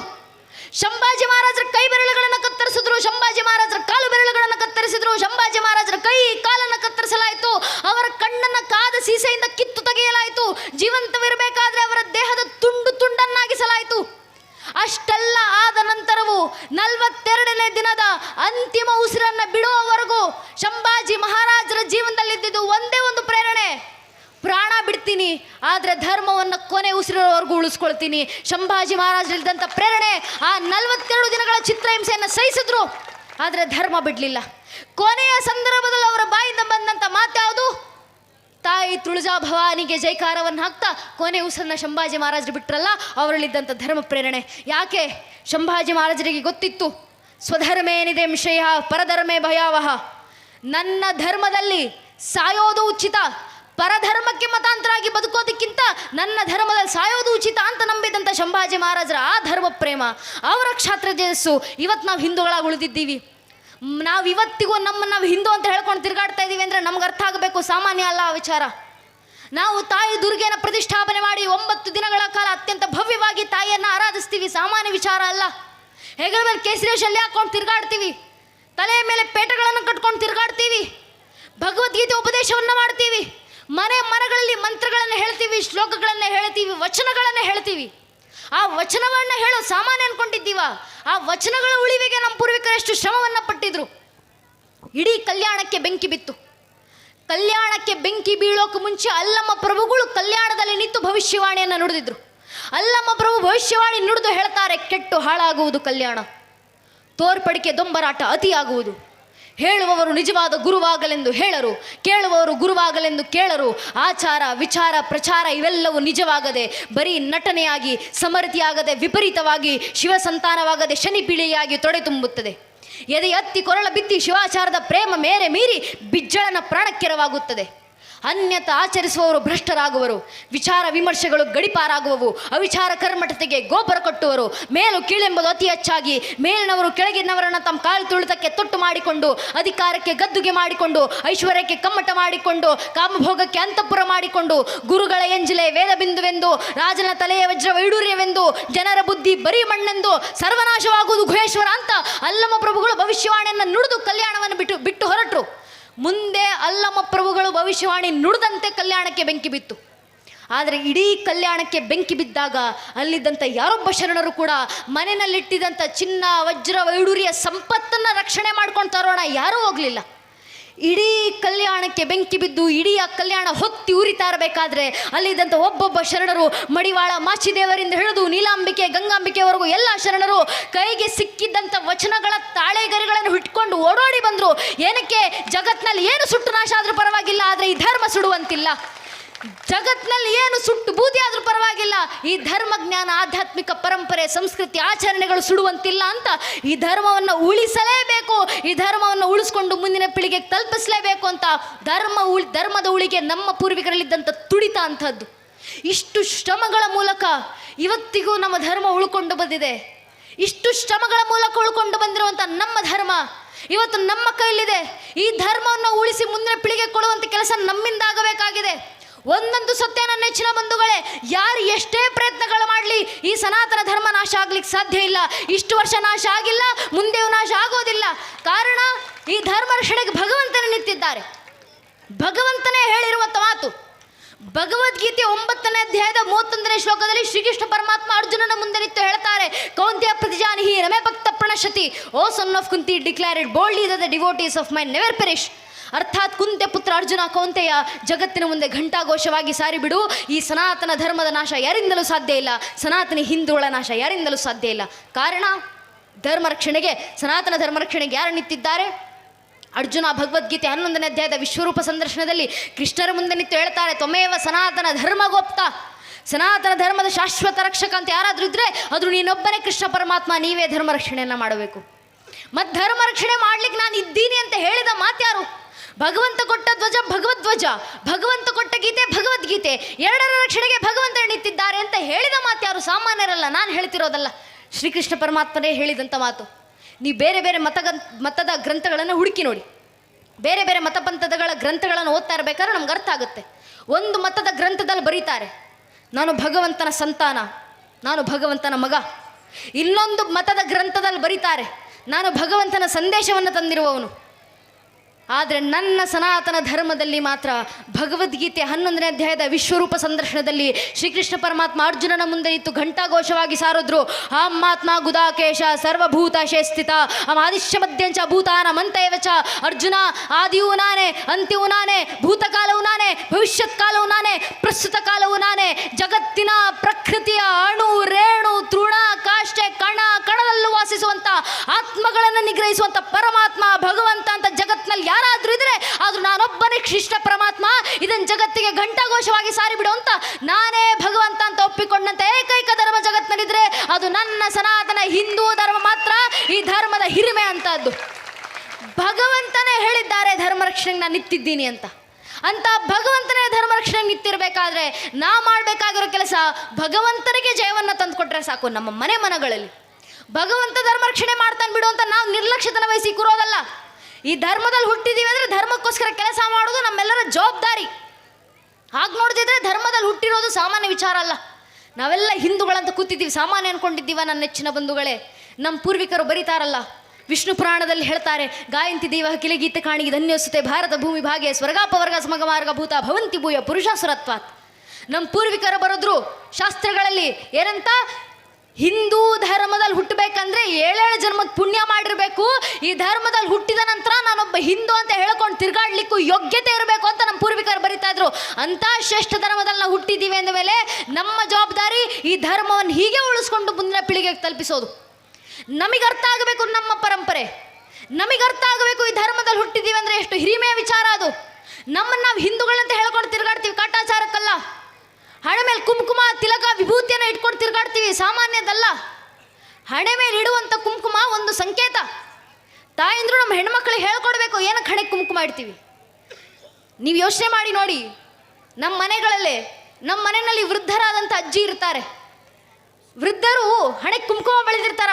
ಅಜ್ಜಿ ನಮ್ಮ ಮನೇಲಿರೋರು ಎಷ್ಟು ದೊಡ್ಡ ಕುಂಕುಮ, ನೀವು ದೂರದಿಂದ ನಿಂತು ನೋಡಿದ್ರು ಕೂಡ ಅವರ ಹಣೆಯಲ್ಲಿರುವಂಥ ಕುಂಕುಮ ಪ್ರಜ್ವಲಿಸ್ತಾ ಇರೋದು ಕಣ್ಣಿಗೆ ತಾಗುತ್ತೆ. ವಿಭೂತಿ ಬೆಳೆದಿರ್ತಾರೆ. ಅದೇ ಮನೆಯಲ್ಲಿರುವಂಥ ನಮ್ಮ ವಯಸ್ಸಿನ ನಮ್ಮ ತಲೆಮಾರಿನ ಹೆಣ್ಮಕ್ಳನ್ನು ನೋಡಿ, ಅನೇಕ ಹೆಣ್ಮಕ್ಳು ಸಣ್ಣದಾಗ ಒಂದು ಬಟ್ಟನ್ನು ಇಟ್ಟಿರ್ತಾರೆ ಹಣೆಗೆ. ಕತ್ಲೆ ಆದರೆ ಹಣೆಯಲ್ಲಿ ಏನಾದರೂ ಇಟ್ಟಿದ್ದಾರ ಅಂತ ಕೂಡ ಗೊತ್ತಾಗೋದಿಲ್ಲ, ಅಷ್ಟು ಸಣ್ಣದಾಗ ಕುಂಕುಮ ಇಡೋದು. ಕುಂಕುಮ ಹಣೆಯಲ್ಲಿ ಇಡಬೇಕು. ಯಾಕೆ ಇಡಬೇಕು ಹಣೆಗೆ ಕುಂಕುಮ? ದೇವಿ ಪುರಾಣದಲ್ಲಿ ಬರೀತಾರೆ, ಶುಂಭ ನಿಶುಂಭ ಎಂಬ ಇಬ್ಬರು ರಾಕ್ಷಸರು ತಾಯಿ ಜಗದಂಬೆಯನ್ನು ಕೆಟ್ಟ ದೃಷ್ಟಿಯಿಂದ ನೋಡಿದಂಥ ಸಂದರ್ಭದಲ್ಲಿ ತಾಯಿ ಜಗನ್ಮಾತೆ ಶಾಂಭವಿ ಅವತಾರವನ್ನು ತಾಳಿ ನಿಂತು ಶುಂಭ ನಿಶುಂಭ ರಾಕ್ಷಸರ ಸಂಹಾರವನ್ನು ಮಾಡಿ ಆ ರಾಕ್ಷಸರ ರಕ್ತವನ್ನು ತೆಗೆದು ನನ್ನ ಹಣೆಗೆ ಕುಂಕುಮವಾಗಿ ಇಟ್ಕೊತಾರಂತೆ. ಅದರ ಪ್ರತೀಕವಾಗಿ ಇವತ್ತಿಗೂ ನಮ್ಮ ಹೆಣ್ಮಕ್ಳು ಹಣೆಗೆ ಕುಂಕುಮ ಇಡ್ತಾರೆ. ಏನಕ್ಕೆ? ಎದುರಿಗೆ ಬರುವಂಥ ಗಂಡಸರಿಗೆ ಎಚ್ಚರಿಕೆಯನ್ನು ನೀಡಲಿಕ್ಕೆ. ಒಂದು, ನಿನ್ನನ್ನು ಜಗದಂಬೆ ಸ್ಥಾನದಲ್ಲಿ ತಾಯಿಯ ಸ್ಥಾನದಲ್ಲಿಟ್ಟು ಗೌರವಿಸು.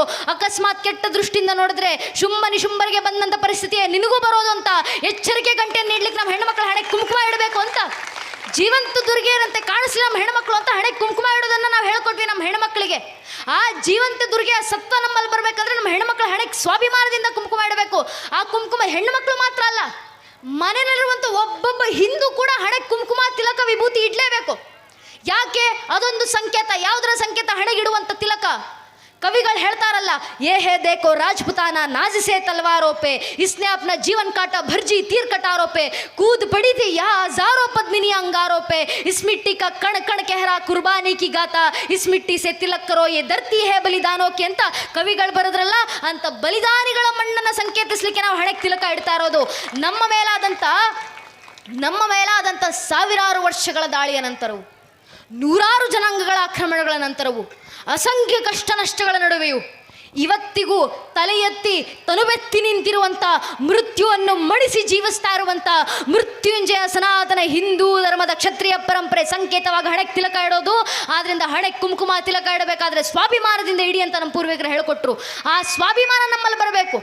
ಸ್ವಾಭಿಮಾನ ಬರೋದು ಯಾವಾಗ? ನಮ್ಮ ಇತಿಹಾಸದ ಪರಿಚಯ ನಮಗಾದಾಗ. ಇವತ್ತು ಹಿಂದೂಗಳ ಸ್ವಾಭಿಮಾನ ಬರಬೇಕಂದ್ರೆ ನಮ್ಮ ಇತಿಹಾಸದ ಪರಿಚಯ ಆಗಬೇಕು. ನಮ್ಮಲ್ಲಿ ಹರಿತಾ ಇರುವಂಥ ರಕ್ತದ ಪರಿಚಯ ನಮಗಾಗಬೇಕಾಗಿದೆ. ನಮ್ಮಲ್ಲಿ ಹರಿತಾ ಇರುವಂಥ ರಕ್ತದ ಪರಿಚಯ ಯಾವುದು? ಹಿಂದೂಗಳ ಪರಿಚಯ ಯಾವುದು? ಅಟಲ್ ಬಿಹಾರಿ ವಾಜಪೇಯಿ ಅವರು ಹೇಳ್ತಾರಲ್ಲ, ಹಿಂದೂಗಳ ಪರಿಚಯ. मैं शंकर का वह क्रोधा ललकर सकता जग को क्षार क्षार, मैं डमरू का वह प्रलयंकार ध्वनि जिसमें नचता भीषण संहार, मैं माँ दुर्गा का उन्मत्तहास, मैं माँ काली का शस्त्राभ्यास, मैं यम की प्रलयंकारी पुकार, अगर अंतरतम की अग्नि से जगती में आग लगा दूं मैं, यदि ददकुटे जड़ सलांबर जड़ चेतन तो कैसा विस्मय, हिंदू तन मन हिंदू जीवन रग रग हिंदू मेरा ಪರಿಚಯ ಅಂತ ವಾಜಪೇಯಿ ಅವರು ಕೊಟ್ಟಂತ ಹಿಂದೂಗಳ ಪರಿಚಯ. ಆ ಹಿಂದೂಗಳ ರಕ್ತದ ಪರಿಚಯ ನಮಗಾಗಬೇಕು. ನಮ್ಮಲ್ಲಿ ಹರಿತಾ ಇರುವಂಥ ರಕ್ತದ ಪರಿಚಯ, ಆ ಸ್ವಾಭಿಮಾನ ಹಿಂದೂಗಳಲ್ಲಿ ಬಂದಾಗ ಹಿಂದೂ ಧರ್ಮದ ಜಾಗೃತಿ ಆಗುತ್ತೆ. ನನ್ನ ನೆಚ್ಚಿನ ಬಂಧುಗಳೇ, ಈ ಜಾಗೃತಿ ನಮ್ಮಲ್ಲಿ ಬರಬೇಕು. ಈ ಜಾಗೃತಿ ಬರೋದ್ರ ಜೊತೆಗೆ ಧರ್ಮದ ಕಾರ್ಯವನ್ನು ಮುಂದುವರಿಸಬೇಕು ನಾವು. ಈ ಜಾಗೃತಿ ವಿಶೇಷವಾಗಿ ನಮ್ಮನೆ ಹೆಣ್ಮಕ್ಳಲ್ಲಿ ಬರಬೇಕು. ಬಹಳ ಜನ ಹೆಣ್ಮಕ್ಳು ಸೇರಿದ್ದೀರಾ, ಯುವತಿಯರು ಸೇರಿದ್ದೀರಾ, ದಯವಿಟ್ಟು ಅರ್ಥ ಮಾಡ್ಕೊಳ್ಳಿ. ಧರ್ಮ ರಕ್ಷಣೆ ಯಾರಿಂದಾದರೂ ಆಗುತ್ತೆ ಅಂದರೆ ಆ ತಾಯಿ ದುರ್ಗೆ ಸ್ವರೂಪವಾಗಿರುವಂಥ ನೀವು ಹೆಣ್ಮಕ್ಳಿಂದಲೇ ಆಗೋದು. ನಮ್ಮ ಹೆಣ್ಣುಮಕ್ಕಳನ್ನು ಬೆಳೆಸಿದ್ವಿ ಧರ್ಮ ಜಾಗೃತಿಗೆ. ಯಾವ ರೀತಿ ಬೆಳೆಸಿದ್ರಿ? ನಾನು ಈ ಕ್ಷಣ ನಿಮ್ಮ ಮುಂದೆ ನಿಂತ್ಕೊಂಡು ಒಮ್ಮೆ ಮೊಘಲರ ರಾಣಿಯರನ್ನು ನೆನಪಿಸ್ಕೊಳ್ಳಿ ಅಂದರೆ ನಮ್ಮ ಕಣ್ಮುಂದೆ ಯಾವ ಭಾವಚಿತ್ರ ಬರ್ಬೋದು? ಕೈಯಲ್ಲೊಂದು ಗುಲಾಬಿ ಹಿಡ್ಕೊಂಡು ತನ್ನ ಅಂತಃಪುರದಲ್ಲಿ ತನ್ನ ಪಾಡಿಗೆ ತಾನು ಕೂತಿರುವಂಥ ಹೆಣ್ಣುಮಗಳ ನೆನಪಾಗ್ಬೋದು ನಮಗೆ. ನಾನು ಈ ಕ್ಷಣ ನಿಮ್ಮ ಮುಂದೆ ನಿಂತು ಒಮ್ಮೆ ಬ್ರಿಟಿಷರ ರಾಣಿಯರನ್ನು ನೆನಪಿಸ್ಕೊಳ್ಳಿ ಅಂದರೆ ನಮ್ಮ ಕಣ್ಮುಂದೆ ಯಾವ ಭಾವಚಿತ್ರ ಕಣ್ಣಿಗೆ ಬರ್ಬೋದು? ಅಲಂಕಾರ ಮಾಡಿಕೊಂಡು ವಜ್ರ ವೈಡೂರ್ಯಗಳನ್ನು ತೊಟ್ಟು ತನ್ನ ಪಾಡಿಗೆ ತನ್ನ ಅರವನ್ನಲ್ಲಿ ಕೂತಿರುವಂಥ ಹೆಣ್ಮಗಳ ನೆನಪಾಗ್ಬೋದು ನಮಗೆ. ಅದೇ ಭಾವಚಿತ್ರ ಬರೋದು. ಅದೇ ನಾನು ಈ ಕ್ಷಣ ನಿಮ್ಮ ಮುಂದೆ ನಿಂತ್ಕೊಂಡು ಒಮ್ಮೆ ಹಿಂದೂ ಧರ್ಮದ ಹಿಂದೂ ರಾಣಿಯರನ್ನು ನೆನಪಿಸ್ಕೊಳ್ಳಿ ಅಂದರೆ ನಮ್ಮ ಕಣ್ಣು ಮುಂದೆ ಅಲಂಕಾರ ಮಾಡಿಕೊಂಡು ಗುಲಾಬಿ ಹಿಡ್ಕೊಂಡು ಅರಮನೆ ಅಂತಃಪುರದಲ್ಲಿ ತನ್ನ ಪಾಡಿಗೆ ತಾನು ಕೂತಿರುವಂಥ ಹೆಣ್ಣು ಮಗಳ ನೆನಪಾಗೋದಿಲ್ಲ. ಬದಲಿಗೆ ಕಚ್ಚೆ ಸೀರೆಯನ್ನು ತೊಟ್ಟು ಕೈಲಿ ಬಿಚ್ಚುಗತ್ತೆಯನ್ನು ಹಿಡಿದು ಟ್ಯಾಕರೆ ಕತ್ತನ್ನು ಕತ್ತರಿಸಿ ತನ್ನ ಅಗಸಿ ಬಾಗಿಲಿಗೆ ತಂದೆ ತಾಕತ್ತಿದ್ರೆ ಯುದ್ಧಕ್ಕೆ ಬನ್ನಿ ಅಂತ ಬ್ರಿಟಿಷರ ವಿರುದ್ಧ ಗರ್ಜಿಸಿದಂಥ ಕಿತ್ತೂರಿನ ರಾಣಿ ಚೆನ್ನಮ್ಮನಂತ ಹೆಣ್ಣುಮಕ್ಕಳ ನೆನಪಾಗ್ತಾರೆ ನಮಗೆ. ಈ ಧರ್ಮದಲ್ಲಿ ನಾವು ಹೆಣ್ಣು ಮಕ್ಕಳನ್ನು ತಯಾರು ಮಾಡಿದಂಥ ರೀತಿ ಅಂಥದ್ದು. ಈ ಧರ್ಮದಲ್ಲಿ ಬೆಳೆಸಿದ್ವಿ ನಾವು ಹೆಣ್ಣು ಮಕ್ಕಳನ್ನು ಯಾವ ರೀತಿ? 20 ವರ್ಷ ಅರಿಯದ ಹೆಣ್ಣು ಮಗಳು ಏಕಾಂಗಿಯಾಗಿ ಕೈಲಿ ಒನಕೆಯನ್ನು ಹಿಡಿದು ನಿಂತು ಹೈದರಾಳಿ ಸೈನಿಕರ ನರಮೇಧವನ್ನು ಮಾಡಿದಂಥ ಒನಕೆ ಓಬವ್ವನಂತ ಹೆಣ್ಣು ಮಕ್ಕಳನ್ನು ತಯಾರು ಮಾಡಿದಂಥ ಧರ್ಮ ನಮ್ಮದು. ನಮ್ಮ ಧರ್ಮದಲ್ಲಿ ಹೆಣ್ಮಕ್ಳು ತಯಾರಾದರು ಎಂತೆಂಥ ರಾಣಿಯರು. ಛತ್ರಪತಿ ಶಿವಾಜಿ ಮಹಾರಾಜರ ನಂತರ ಇಡೀ ಹಿಂದೂ ಸ್ವರಾಜ್ಯ ಸಾಮ್ರಾಜ್ಯ ರಕ್ಷಣೆಗೋಸ್ಕರ ಎದ್ದು ಬಂದಂಥ ಛತ್ರಪತಿ ಶಿವಾಜಿ ಮಹಾರಾಜರ ಮಗ ರಾಜಾರಾಮನ ಪತ್ನಿಯಾದಂಥ ಶಿವಾಜಿ ಮಹಾರಾಜರ ಸೊಸೆ ಮಹಾರಾಣಿ ತಾರಾಬಾಯಿ ಅಂತ ಹೆಣ್ಣು ಮಕ್ಕಳನ್ನು ತಯಾರು ಮಾಡಿದಂಥ ಧರ್ಮ ನಮ್ಮದು. ಯಾವ ಮಹಾರಾಣಿ ತಾರಾಬಾಯಿ ಕೈಯಲ್ಲಿ ಖಡ್ಗವನ್ನು ಹಿಡಿದು ನಿಂತರೆ ಮೊಘಲ್ ವೀರಾದಿ ವೀರರೆಲ್ಲ ರಣರಂಗದಲ್ಲಿ ಮಂಡಿ ಊರಿ ಕೂರ್ತಾ ಇದ್ರು ಅಂತ ಮಹಾರಾಣಿ ತಾರಾಬಾಯಿ ಹುಟ್ಟಿದಂಥ ಧರ್ಮದಲ್ಲಿ ಇವತ್ತು ನಾವು ಹುಟ್ಟಿದ್ದೀವಿ ಅಂದ ಮೇಲೆ ನಾವು ಹೆಣ್ಣು ಮಕ್ಕಳು ಅರ್ಥ ಮಾಡ್ಕೊಳ್ಬೇಕು. ಎಂಥ ಶ್ರೇಷ್ಠ ಹೆಣ್ಣು ಮಕ್ಕಳ ಕ್ಷಾತ್ರ ಪರಂಪರೆಯಲ್ಲಿ ಇವತ್ತು ನಾವು ಜನಿಸಿದ್ದೀವಿ. ನಮ್ಮ ಮೇಲೆ ಧರ್ಮ ರಕ್ಷಣೆ ಹೊಣೆಗಾರಿಕೆ ಇನ್ನೆಷ್ಟು ಅಗಾಧವಾಗಿದೆ. ನಾವು ಮಾಡಬೇಕಾಗಿರೋ ಕೆಲಸ ಜಾಗೃತಿ. ನಮ್ಮ ಜಾಗೃತಿ ಬರಲಿ, ಇಡೀ ಹಿಂದೂ ಧರ್ಮದ ಜಾಗೃತಿ ಬರಲಿ. ಜಾಗೃತಿ ಬರುವ ಮೂಲಕ ನಾವು ಮಾಡಬೇಕಾಗಿರೋ ಕೆಲಸ ಯಾವುದು? ರಾಮ ಮಂದಿರ ಕಟ್ಟಿ ಸುಮ್ಮನೆ ಆಗೋದಲ್ಲ ನನ್ನ ನೆಚ್ಚಿನ ಬಂಧುಗಳೇ. ನಮ್ಮ ಹಿರಿಯರು ಪೂರ್ವಿಕರು ಕರೆಯನ್ನು ಕೊಟ್ಟಿದ್ದಾರೆ. ಮುಂದಿನ ಕೆಲಸ ಅಯೋಧ್ಯ ತೋ ಭಿ ಜಾಕಿ ಹೇ, ಮಥುರಾ ಕಾಶಿ ಬಾಕಿ ಹೇ. ರಾಮ ಮಂದಿರ ವಾಪಸ್ ತಗೊಂಡಿದ್ದೀವಿ. ಸಂವಿಧಾನದ ಅಡಿನಲ್ಲೇ ಕೃಷ್ಣ ಜನ್ಮಭೂಮಿನೂ ಕೂಡ ವಾಪಸ್ ತಗೊಂತೀವಿ. ಕಾಶಿ ವಿಶ್ವನಾಥರ ಮಂದಿರವನ್ನು ಪುನರ್ ಪ್ರತಿಷ್ಠಾಪನೆ ಮಾಡ್ತೀವಿ. ಸಂವಿಧಾನದ ಅಡಿನಲ್ಲೇ ಈ ಕೆಲಸ ಆಗಬೇಕಾಗಿದೆ. ಒಂದು ಕಾಲದಲ್ಲಿ ನಮ್ಮ ಪೂರ್ವಿಕರು ರಾಮ ಮಂದಿರಕ್ಕೋಸ್ಕರ ಶ್ರಮವನ್ನು ಪಟ್ಟಿದ್ರು. ಪೂಜ್ಯನೇ ಅಶೋಕ್ ಸಿಂಗಾಲ್ಜಿ ಅವರು ಭಾರತದ ಸಮಸ್ತ ಹಿಂದೂ ಸಮಾಜಕ್ಕೆ ಕರೆಯನ್ನು ಕೊಟ್ಟಿದ್ರು. ರೋಮ ರೋಮ ಮೇ ರಮೆ ಹುए राम के लिए आओ कार सेवको बनो कार सेवको मिटो कार सेवको अगर समय पड़े तो अयोध्या में बहती सरयू नदी को अपने लहू से लाल करना पड़े तो डरो ना कार सेवको ಅಂತ ಅಶೋಕ್ ಸಿಂಗಾಲ್ಜಿ ಅವರು ಕೊಟ್ಟಂತ ಕರೆ. ರೋಮ ರೋಮದಲ್ಲಿ ರಮಿಸಿರುವಂತ ರಾಮರಿಗೋಸ್ಕರ ಬನ್ನಿ ಕಾರ್ ಸೇವಕರಾಗಿ. ಸಮಯ ಬಂದ್ರೆ ಅಯೋಧ್ಯೆಯಲ್ಲಿ ಹರಿತಾ ಇರುವಂತ ಸರಿಯು ನದಿಯನ್ನ ನಿಮ್ಮ ರಕ್ತಗಳಿಂದ ಕೆಂಪಾಗಿಸುವ ಸಂದರ್ಭ ಬಂದ್ರು ಹಿಂಜರಿಯದಿರಿ ಕಾರ್ ಸೇವಕರಂತ ಪೂಜ್ಯನೇ ಅಶೋಕ್ ಸಿಂಗಾಲ್ಜಿ ಅವರು ಕೊಟ್ಟಂತ ಕರೆಗೆ ಈ ದೇಶದ ಲಕ್ಷ ಲಕ್ಷ ಜನ ಕಾರ್ ಸೇವಕರು ಅಯೋಧ್ಯೆ ಪುಣ್ಯ ಭೂಮಿನಲ್ಲಿ ನಿಂತಿದ್ರು. ಹೆಣ್ಮಕ್ಳು ನೆನ್ಪಿಟ್ಕೊಳ್ಬೇಕು, ದಶಕಗಳ ಹಿಂದೆ ನಮ್ಮ ಪೂರ್ವಿಕರು ರಾಮರಿಗೋಸ್ಕರ ಮಾಡಿದಂಥ ಆ ಕಾರ್ ಸೇವೆನಲ್ಲಿ ಯಾವ 3.5 ಲಕ್ಷ ಜನ ಹಿಂದೂಗಳು ಕಾರ್ ಸೇವೆಗಂತ ಅಯೋಧ್ಯೆಯಲ್ಲಿ ನಿಂತಿದ್ರು, ಆ ಲಕ್ಷಾಂತರ ಜನ ಹಿಂದೂಗಳಲ್ಲಿ 36,000 ಜನ ಹೆಣ್ಮಕ್ಳು ಕಾರ್ ಸೇವಕರಾಗಿ ಅಯೋಧ್ಯೆ ಹೊರಟು ನಿಂತಿದ್ರು. ಆ 36,000 ಜನ ಹೆಣ್ಮಕ್ಳು ಕಾರ್ ಸೇವಕರ ಶ್ರಮದ ಪ್ರತಿಫಲ. ಮುಂದೆ ಮಾತಾ ಉಮಾಭಾರತಿ ಕಾವಿ ತೊಟ್ಟಂತ ಮಾತಾ ರಿತಂಬರಿ ಅವರೊಂದಿಗೆ 36,000 ಜನ ಹೆಣ್ಮಕ್ಳು, ಹಿಂದೆ ಲಕ್ಷ ಲಕ್ಷ ಜನ ಹಿಂದೂ ಕಾರ್ ಸೇವಕರು. ರಾಮಲಲ್ಲಾ ಮಾಂಗೆ ಮಂದಿರ್ ವಹಿ ಬನಾಂಗೆ ಬಚ್ಚಾ ಬಚ್ಚಾ ರಾಮ ಕಾ ಜನ್ಮಭೂಮಿ ಕೆ ಕಾಮ್ ಕಾ ಅಂತ ರಾಮರಿಗೆ ಜೈಘೋಷಗಳನ್ನಾಗ್ತಾ ನಮ್ಮ ಪೂರ್ವಿಕರು ರಾಮರ ಕಾರ್ ಸೇವೆಯನ್ನು ಸಾಕಾರಗೊಳಿಸಿದ್ರು. ಇವತ್ತು ನಮ್ಮ ಮುಂದೆ ಕಣ್ಣು ಮುಂದೆ ಇರುವಂಥ ಕನಸು ರಾಮರ ಕಾರ್ಯ ಮುಗಿಸಿದ್ದೀವಿ. ಸಂವಿಧಾನದ ಅಡಿನಲ್ಲಿ ಕೃಷ್ಣರ ಕಾರ್ಯ ಆಗಲಿಕ್ಕಿದೆ, ಕಾಶಿ ವಿಶ್ವನಾಥರ ಕಾರ್ಯ ಆಗಲಿಕ್ಕಿದೆ. ಇದೇ ಕಾಶಿ ಪೀಠವನ್ನು ಇಲ್ಲೂ ಕಾಶಿ ವಿಶ್ವನಾಥರ ಯಾರು ಅಲ್ಲಿ ನೆಲೆಸಿದ್ದಾರಲ್ಲ ಅದೇ ಕಾಶಿನಲ್ಲಿದ್ದಂಥ ದಕ್ಷಿಣ ಕಾಶಿ ಇಲ್ಲಿ ನೆಲೆಸಿದೆ. ಆ ಶಿವನ ಮುಂದೆ ನಾವಿವತ್ತು ಪ್ರಮಾಣ ಮಾಡಬೇಕಾಗಿದೆ. ಯಾವ ನಂದಿ ಕಾಶಿನಲ್ಲಿ ಕಾಯ್ಕೊಂಡು ಕೂತಿದ್ದಾರೋ ಕಳೆದ 375 ವರ್ಷಗಳ ಕಾಲ ಆ ನಂದಿಗೆ ನಾವು ನ್ಯಾಯವನ್ನು ತಂದು ಕೊಡ್ತೀವಿ. ನಾವು ಶಿವನ ಕಾರ್ಯವನ್ನು ಸಾಕಾರಗೊಳಿಸ್ತೀವಿ. ನಾವು ಶಿವನ ಕಾರ್ಯಕ್ಕೋಸ್ಕರ ನಾವು ಮುಂದಾಗಿ ಬರ್ತೀವಿ.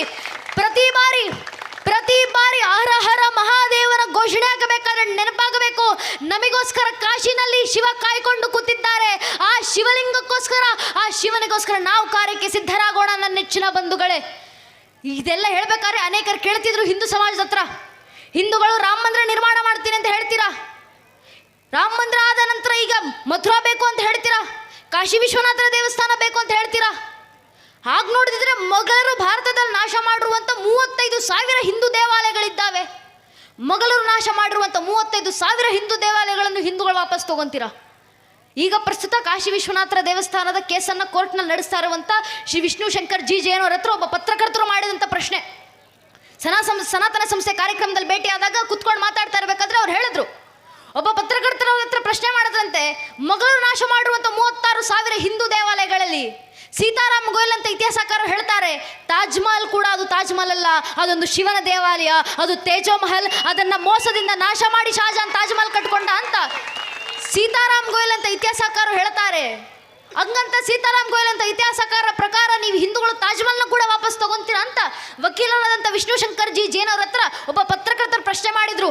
ಪತ್ರಕರ್ತರ ಪ್ರಶ್ನೆಗೆ ವಿಷ್ಣು ಶಂಕರ್ ಜಿ ಜೈನ್ ಅವರು ವಕೀಲರು ಉತ್ತರ ಕೊಡ್ತಾ ಹೇಳಿದ್ರು, ನೀವು ತಾಜ್ ಮಹಲ್ನ ಬಗ್ಗೆ ಈಗ ಮಾತಾಡ್ತಾ ಇದ್ದೀರಾ, ನಾನು 2015ರಿಂದ ತಾಜ್ ಮಹಲ್ನ ಕೇಸನ್ನು ಕೋರ್ಟ್ನಲ್ಲಿ ನಡೆಸ್ತಾ ಇದ್ದೀನಿ. ಇನ್ನು ಕೆಲವು ವರ್ಷ ಸಂವಿಧಾನದ ಅಡಿನಲ್ಲೇ ಅದು ತಾಜ್ ಮಹಲ್ ಅಲ್ಲ, ಅದು ಶಿವನ ದೇವಾಲಯ, ಅದು ತೇಜ್ ಮಹಲ್, ಅದು ಕೂಡ ಹಿಂದೂಗಳ ಪಾಲಿಗೆ ಸೇರಿದ್ದು ಅಂತ ತಾಜ್ ಮಹಲನ್ನು ವಾಪಸ್ ತಗೊಳ್ಳುವಂಥ ಕೆಲಸವನ್ನು ಕೂಡ ಸಂವಿಧಾನದ ಅಡಿನಲ್ಲಿ ಹಿಂದೂ ಸಮಾಜ ಮಾಡಲಿಕ್ಕಿದೆ ಅಂತ ಒಬ್ಬ ವಕೀಲರು ಕೊಟ್ಟಂಥ ಉತ್ತರ. ಸಂವಿಧಾನದ ಅಡಿನಲ್ಲಿ ಕಾರ್ಯ ಆಗಬೇಕಾಗಿದೆ ನೆಚ್ಚಿನ ಬಂಧುಗಳೇ. ನಮ್ಮ ಜಾಗೃತಿಯ ಪ್ರತಿಫಲವಾಗಿ ರಾಮರ ಮಂದಿರವನ್ನು ಭವ್ಯವಾಗಿ ಕಣ್ಮುಂದೆ ಜೀವಂತ ಸಾಕ್ಷಿಯಾಗಿ ನೋಡ್ತಾ ಇದ್ದೀವಿ ನಾವು. ರಾಮರ ಕೃಪೆ. ಕಾಶ್ಮೀರದಲ್ಲಿ ತಾಯಿ ಶಾರದೆ ಪೀಠವನ್ನು ಪುನರ್ ಪ್ರತಿಷ್ಠಾಪನೆ ಮಾಡಿದ್ದೀವಿ, ದೇವರ ಕೃಪೆ. ಭಾರತದಲ್ಲದೆ ದೂರದ ಅಬುದಾಬಿನಲ್ಲೂ ಸ್ವಾಮಿನಾರಾಯಣ ದೇವಸ್ಥಾನವನ್ನು ಹಿಂದೂಗಳ ಪ್ರತಿಷ್ಠಾಪನೆ ಮಾಡಿದ್ದೀವಿ. ನಮ್ಮ ಜಾಗೃತಿಯ ಪ್ರತಿಫಲ ಭಗವಂತನ ದಯೆಯ ಕಾರಣ. ಇದೇ ಜಾಗೃತಿ ಹೀಗೆ ಮುಂದುವರಿಬೇಕು. ಈ ಜಾಗೃತಿ ಮುಂದುವರುತ್ತಾ ಇಷ್ಟು ವರ್ಷ ನಮ್ಮ ಪೂರ್ವಿಕರ ಕರೆಯನ್ನು ಕೊಟ್ಟಿದ್ರು, ರಾಮಲಲ್ಲಾ ಅಮ್ಮ ಹಂಗೆ ಮಂದಿರ ವಹಿ ಬನಾಯಂಗೆ. ಈಗ ನಮ್ಮ ತಲೆಮಾರು ಕರೆಯನ್ನು ಕೊಡಬೇಕಾಗಿದೆ, ಕೃಷ್ಣಲಲ್ಲಾ ಅಮ್ಮ ಹಂಗೆ ಮಖನ್ ವಹಿ ಚಢಾಯಂಗೆ. ನಾವು ಅಲ್ಲಿಗೆ ಬರ್ತೀವಿ. ಸಂವಿಧಾನದ ಅಡಿಯಲ್ಲಿ ಮಥುರಾದಲ್ಲೇ ಕೃಷ್ಣ ಜನ್ಮಭೂಮಿ ಪುನರ್ ಪ್ರತಿಷ್ಠಾಪನೆಯನ್ನು ಮಾಡ್ತೀವಿ. ನಮ್ಮ ಬಾಯಿಂದ ಹೊರಡಬೇಕಾದಂಥ ಕರೆ. ಆದರೆ ಕೃಷ್ಣರ ಕಾರ್ಯ ಆಗುವಂಥ ಸಂದರ್ಭಕ್ಕೂ ಒಂದಂತೂ ಸತ್ಯ, ಕೃಷ್ಣರ ಕಾರ್ಯಕ್ಕೆ ನಿಂತರೆ ನಮಗೆ ಜಯ ಆಗೋದು ಸತ್ಯ. ಕಾರಣ ಕೃಷ್ಣರು ಹೇಳಿದ್ದಾರೆ, ಭಗವದ್ಗೀತೆ ಕೊನೆಯ 18ನೇ ಅಧ್ಯಾಯದ ಕೊನೆಯ 78ನೇ ಶ್ಲೋಕದಲ್ಲಿ ಕೃಷ್ಣ ಹೇಳ್ತಾರಲ್ಲ, ಯತ್ರ ಯೋಗೇಶ್ವರ ಕೃಷ್ಣ ಯತ್ರ ಪಾರ್ಥ ಧನುರ್ಧರ ತತ್ರ ಶಿವಿಜಾಭೂತಿ ಧ್ರುವ ನಿತಿರ್ಮತಿರ್ಮಮ. ಎಲ್ಲಿ ನಾನು ಯುಗೇಶ್ವರ ಕೃಷ್ಣನಿರ್ತೀನೋ, ಎಲ್ಲಿ ನನ್ನನ್ನು ಪಾಲಿಸುವಂಥ ಸನಾತನಿ ಹಿಂದೂಗಳಿರ್ತೀರೋ, ಅಲ್ಲೆಲ್ಲ ಧರ್ಮಕ್ಕೆ ಜಯ ಆಗುತ್ತೆ. ಇದು ನಾನು ಕೊಡ್ತಿರುವಂಥ ಮಾತು ಅಂತ ಕೃಷ್ಣರೇ ನಮಗೆ ಮಾತನ್ನು ಕೊಟ್ಟಿದ್ದಾರೆ. ಕೃಷ್ಣರ ಕಾರ್ಯಕ್ಕೆ ನಾವು ಸಿದ್ಧರಾಗಿ ನಿಂತರೆ ಸಂವಿಧಾನದ ಅಡಿಯಲ್ಲಿ ನಮಗೆ ಜಯ ಸಿಗುತ್ತೆ. ಆದರೆ ಕೃಷ್ಣರ ಕಾರ್ಯದ ಸಂದರ್ಭದಲ್ಲೂ ಪ್ರಶ್ನೆಗಳು ಉಟ್ಕೊಂತಾವೆ ನನ್ನ ನೆಚ್ಚಿನ ಬಂಧುಗಳೇ. ನೀವು ಹಿಂದೂಗಳು ಕೃಷ್ಣರ ಕಾರ್ಯವನ್ನು ಸಾಕಾರಗೊಳಿಸ್ತೀನಿ ಅಂತ ಹೇಳ್ತೀರಾ, ಆದರೆ ಕೃಷ್ಣರು ಹುಟ್ಟಿದ್ರು ಅಂತ ಏನು ಸಾಕ್ಷಿ ಇದೆ ಹಿಂದೂಗಳ ಹತ್ರ? ಬಂದೇ ಬರುತ್ತೆ ನನ್ನ ನೆಚ್ಚಿನ ಬಂಧುಗಳು ಈ ಪ್ರಶ್ನೆಗಳು. ಈ ಬುದ್ಧಿಯೇ ಜೀವನ ಅಂದ್ಕೊಂಡಿರೋಂಥ ಬುದ್ಧಿಜೀವಿಗಳು ಮಾಡೇ ಮಾಡ್ತಾರೆ ಈ ಪ್ರಶ್ನೆ. ಇಂಥ ಕೃಷ್ಣರ ಅಸ್ತಿತ್ವಕ್ಕೆ ಪ್ರಶ್ನೆ ಚಿಹ್ನೆ ಹುಟ್ಟಿದಾಗಲೂ ನಮ್ಮ ಮಕ್ಕಳಲ್ಲಿ ಎಷ್ಟು ಜಾಗೃತಿ ಬಂದಿರಬೇಕು. ಈ ಧರ್ಮದ ಒಂದೊಂದು ಹಿಂದೂ ಮಗು ಆಗ್ಲೂ ಎದೆ ತಟ್ಕೊಂಡು ಹೇಳ್ಕೊಳ್ಬೇಕು, ರಾಮರ ವಂಶವೃಕ್ಷ ಮಾತ್ರ ಅಲ್ಲ, ಶ್ರೀಕೃಷ್ಣರ ವಂಶವೃಕ್ಷವನ್ನು ಕೂಡ ನಾನು ಸಾಕ್ಷಿಯಾಗಿ ಕೊಡಬಲ್ಲೆ. ಅವರ ಅಸ್ತಿತ್ವಕ್ಕೆ ನಮ್ಮ ಮಕ್ಕಳ ಬಾಯಿಂದ ಬರಬೇಕು. ಮೊದಲಿಗೆ ಬಂದದ್ದು ಶ್ರೀವಿಷ್ಣುವಿನ ಮಗ ಬ್ರಹ್ಮನ ಮಗ ಮರೀಚ ಮಗ ಕಶ್ಯಪನ ಮಗ ವೈವಾಸ್ವನನ ಮಗ ಮನುವಿನ ಮಗ ಇಳನ ಮಗ ಪುರೂರವನ ಮಗ ಅಯುವಿನ ಮಗ ನಘೂಷನ ಮಗ ಯಾತಿಯ ಮಗ ಯದುವಿನ ಮಗ ಕ್ರೋಸ್ತುವಿನ ಮಗ ಧ್ವಜೀವನ ಮಗ ಸ್ವಾತಿಯ ಮಗ ಋಷಂಕುವಿನ ಮಗ ಚಿತ್ರರಥನ ಮಗ ಶಶಿಬಿಂದುವಿನ ಮಗ ಪೃತುಷಾರನ ಮಗ ಪೃಥ್ಯೋತ್ತಮನ ಮಗ ಉಷಾನನ ಮಗ ಶಿತಾಪುವಿನ ಮಗ ರುಕುಮಕವಚನ ಮಗ ಪಾರವೃತನ ಮಗ ಜ್ಞಾಮೋಗನ ಮಗ ವಿದ್ರಭನ ಮಗ ಕ್ರೋತ್ನ ಮಗ ಕುಂತಿಯ ಮಗ ದೃಷ್ಟಿಯ ಮಗ ನಿಧೃತಿಯ ಮಗ ದಾಸಾಯ ಮಗ ವ್ಯೋಮನ ಮಗ ಜಿಮುತನ ಮಗ ವಿಕೃತಿಯ ಮಗ ಭೀಮರಥನ ಮಗ ನವರತ್ನ ಮಗ ದಶರಥನ ಮಗ ಶಾಕೂನಿಯ ಮಗ ಕರಂಭಿಯ ಮಗ ವಿದ್ವರತ್ನ ಮಗ ದೇವರತ್ನ ಮಗ ದೇವಕ್ಷೇತ್ರನ ಮಗ ಮಧುವಿನ ಮಗ ಕುಮಾರವಂಶನ ಮಗ ಸತ್ವತ್ನ ಮಗ ಅಂಧಕನ ಮಗ ಭಜಮನ್ನ ಮಗ ವಿದ್ವರತ್ನ ಮಗ ಶೂರನ ಮಗ ಶಾಮಿನ್ನ ಮಗ ಪ್ರತಿಕ್ಷಾತ್ರನ ಮಗ ಸ್ವಯಂಭೋಜನ ಮಗ ಋದಿಕ್ನ ಮಗ ದೇವಗರ್ಭನ ಮಗ ಶೂರಸೇನನ ಮಗ ವಾಸುದೇವನ ಮಗನೇ ಚಂದ್ರವಂಶ ಚಕ್ರವರ್ತಿ ದೇವಕೀನಂದನ ಶ್ರೀಕೃಷ್ಣ ಪರಮಾತ್ಮ ಅಂತ ಹೇಳುವ ಮಟ್ಟಕ್ಕೆ ಕೃಷ್ಣರ ವಂಶವೃಕ್ಷವು ನಮ್ಮ ಮಕ್ಕಳಿಗೆ ಹೃದ್ಗತವಾಗಿರಬೇಕು. ಅಂಥ ಕೃಷ್ಣರ ಭಕ್ತಿ ಧರ್ಮ ಜಾಗೃತಿ ನಮ್ಮ ಮನೆಗಳಲ್ಲಿ ತರೋಣ ನನ್ನ ನೆಚ್ಚಿನ ಬಂಧುಗಳೇ. ಧರ್ಮ ರಕ್ಷಣೆ ಆಗುತ್ತೆ, ದೇಶ ರಕ್ಷಣೆ ಆಗುತ್ತೆ. ಇಷ್ಟೇ ನಾವು ಮಾಡಬೇಕಾಗಿರುವಂಥ ಕೆಲಸ. ಧರ್ಮ ಜಾಗೃತಿಗೆ ನಮ್ಮ ಕೈಲಾಗುವಂಥ ಕೆಲಸ. ನಿಮ್ಮಿಂದ ಮಾತಾಡಿ ಧರ್ಮ ಜಾಗೃತಿ ಮಾಡ್ಲಿಕ್ಕಾಗುತ್ತಾ? ಮಾತಾಡಿ ಧರ್ಮ ಜಾಗೃತಿಯನ್ನು ಮಾಡಿ. ನಿಮ್ಮಿಂದ ಹಾಡಾಡಿ ಧರ್ಮ ಜಾಗೃತಿ ಮಾಡ್ಲಿಕ್ಕಾಗುತ್ತಾ? ದೇಶಭಕ್ತಿ ಧರ್ಮಭಕ್ತಿ ಗೀತೆಗಳನ್ನು ಹಾಡಿ ಧರ್ಮ ಜಾಗೃತಿ ಮಾಡಿ. ನಿಮ್ಮಿಂದ ಬರೆದು ಜಾಗೃತಿ ಮಾಡ್ಲಿಕ್ಕಾಗುತ್ತಾ? ನೈಜ ಇತಿಹಾಸವನ್ನು ಬರೆದು ಧರ್ಮದ ಜಾಗೃತಿಯನ್ನು ಮಾಡಿ. ಇದು ಯಾವುದೂ ಆಗಲಿಲ್ವಾ? ಕನಿಷ್ಠ ಪಕ್ಷ ನಿತ್ತು ದೇಶ ಧರ್ಮದ ಪರವಾಗಿ ಒಂದು ಜೈಘೋಷ ಹಾಕ್ಲಿಕ್ಕಾಗತ್ತಾ?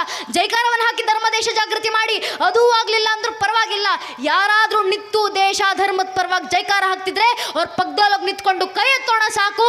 ನಾವು ದೇಶ ಧರ್ಮಕ್ಕೆ ಕೊಡುವಂಥ ಕೊಡುಗೆ ಇಷ್ಟೇ, ಇಷ್ಟನ್ನ ಒಬ್ಬೊಬ್ಬ ಹಿಂದೂಗಳು ಮಾಡಿದ್ರೆ ಸಾಕು. ಆದರೆ ಒಂದಂತೂ ಸತ್ಯ ನನ್ನ ನೆಚ್ಚಿನ ಬಂಧುಗಳೇ, ಈ ಧರ್ಮ ಜಾಗೃತಿ ಕೆಲಸ ಮನೆಯಲ್ಲಿ ಮಕ್ಕಳಲ್ಲಿ ಧರ್ಮ ಭಕ್ತಿ ಮೂಡಿಸ್ಬೇಕಂದ್ರೆ ತಾಯಂದ್ರಿಂದ ಮಾತ್ರ ಆಗೋದು. ತಾಯಂದ್ರ ಪಾತ್ರ ಒಂದು ಮಗುವಿನ ಜೀವನದಲ್ಲಿ ಅಷ್ಟು ಘನವಾಗಿರೋದ್ರಿಂದಲೇ ಮನು ಹೇಳೋದು, ಜಗತ್ತಿನ ಎಲ್ಲ ಸಂಸ್ಕಾರ ಒಂದು ಕಡೆ ಆದರೆ ತಾಯಿ ಮಗುವಿಗೆ ನೀಡುವಂಥ ಸಂಸ್ಕಾರ ಎಲ್ಲವನ್ನು ಮೀರಿದು.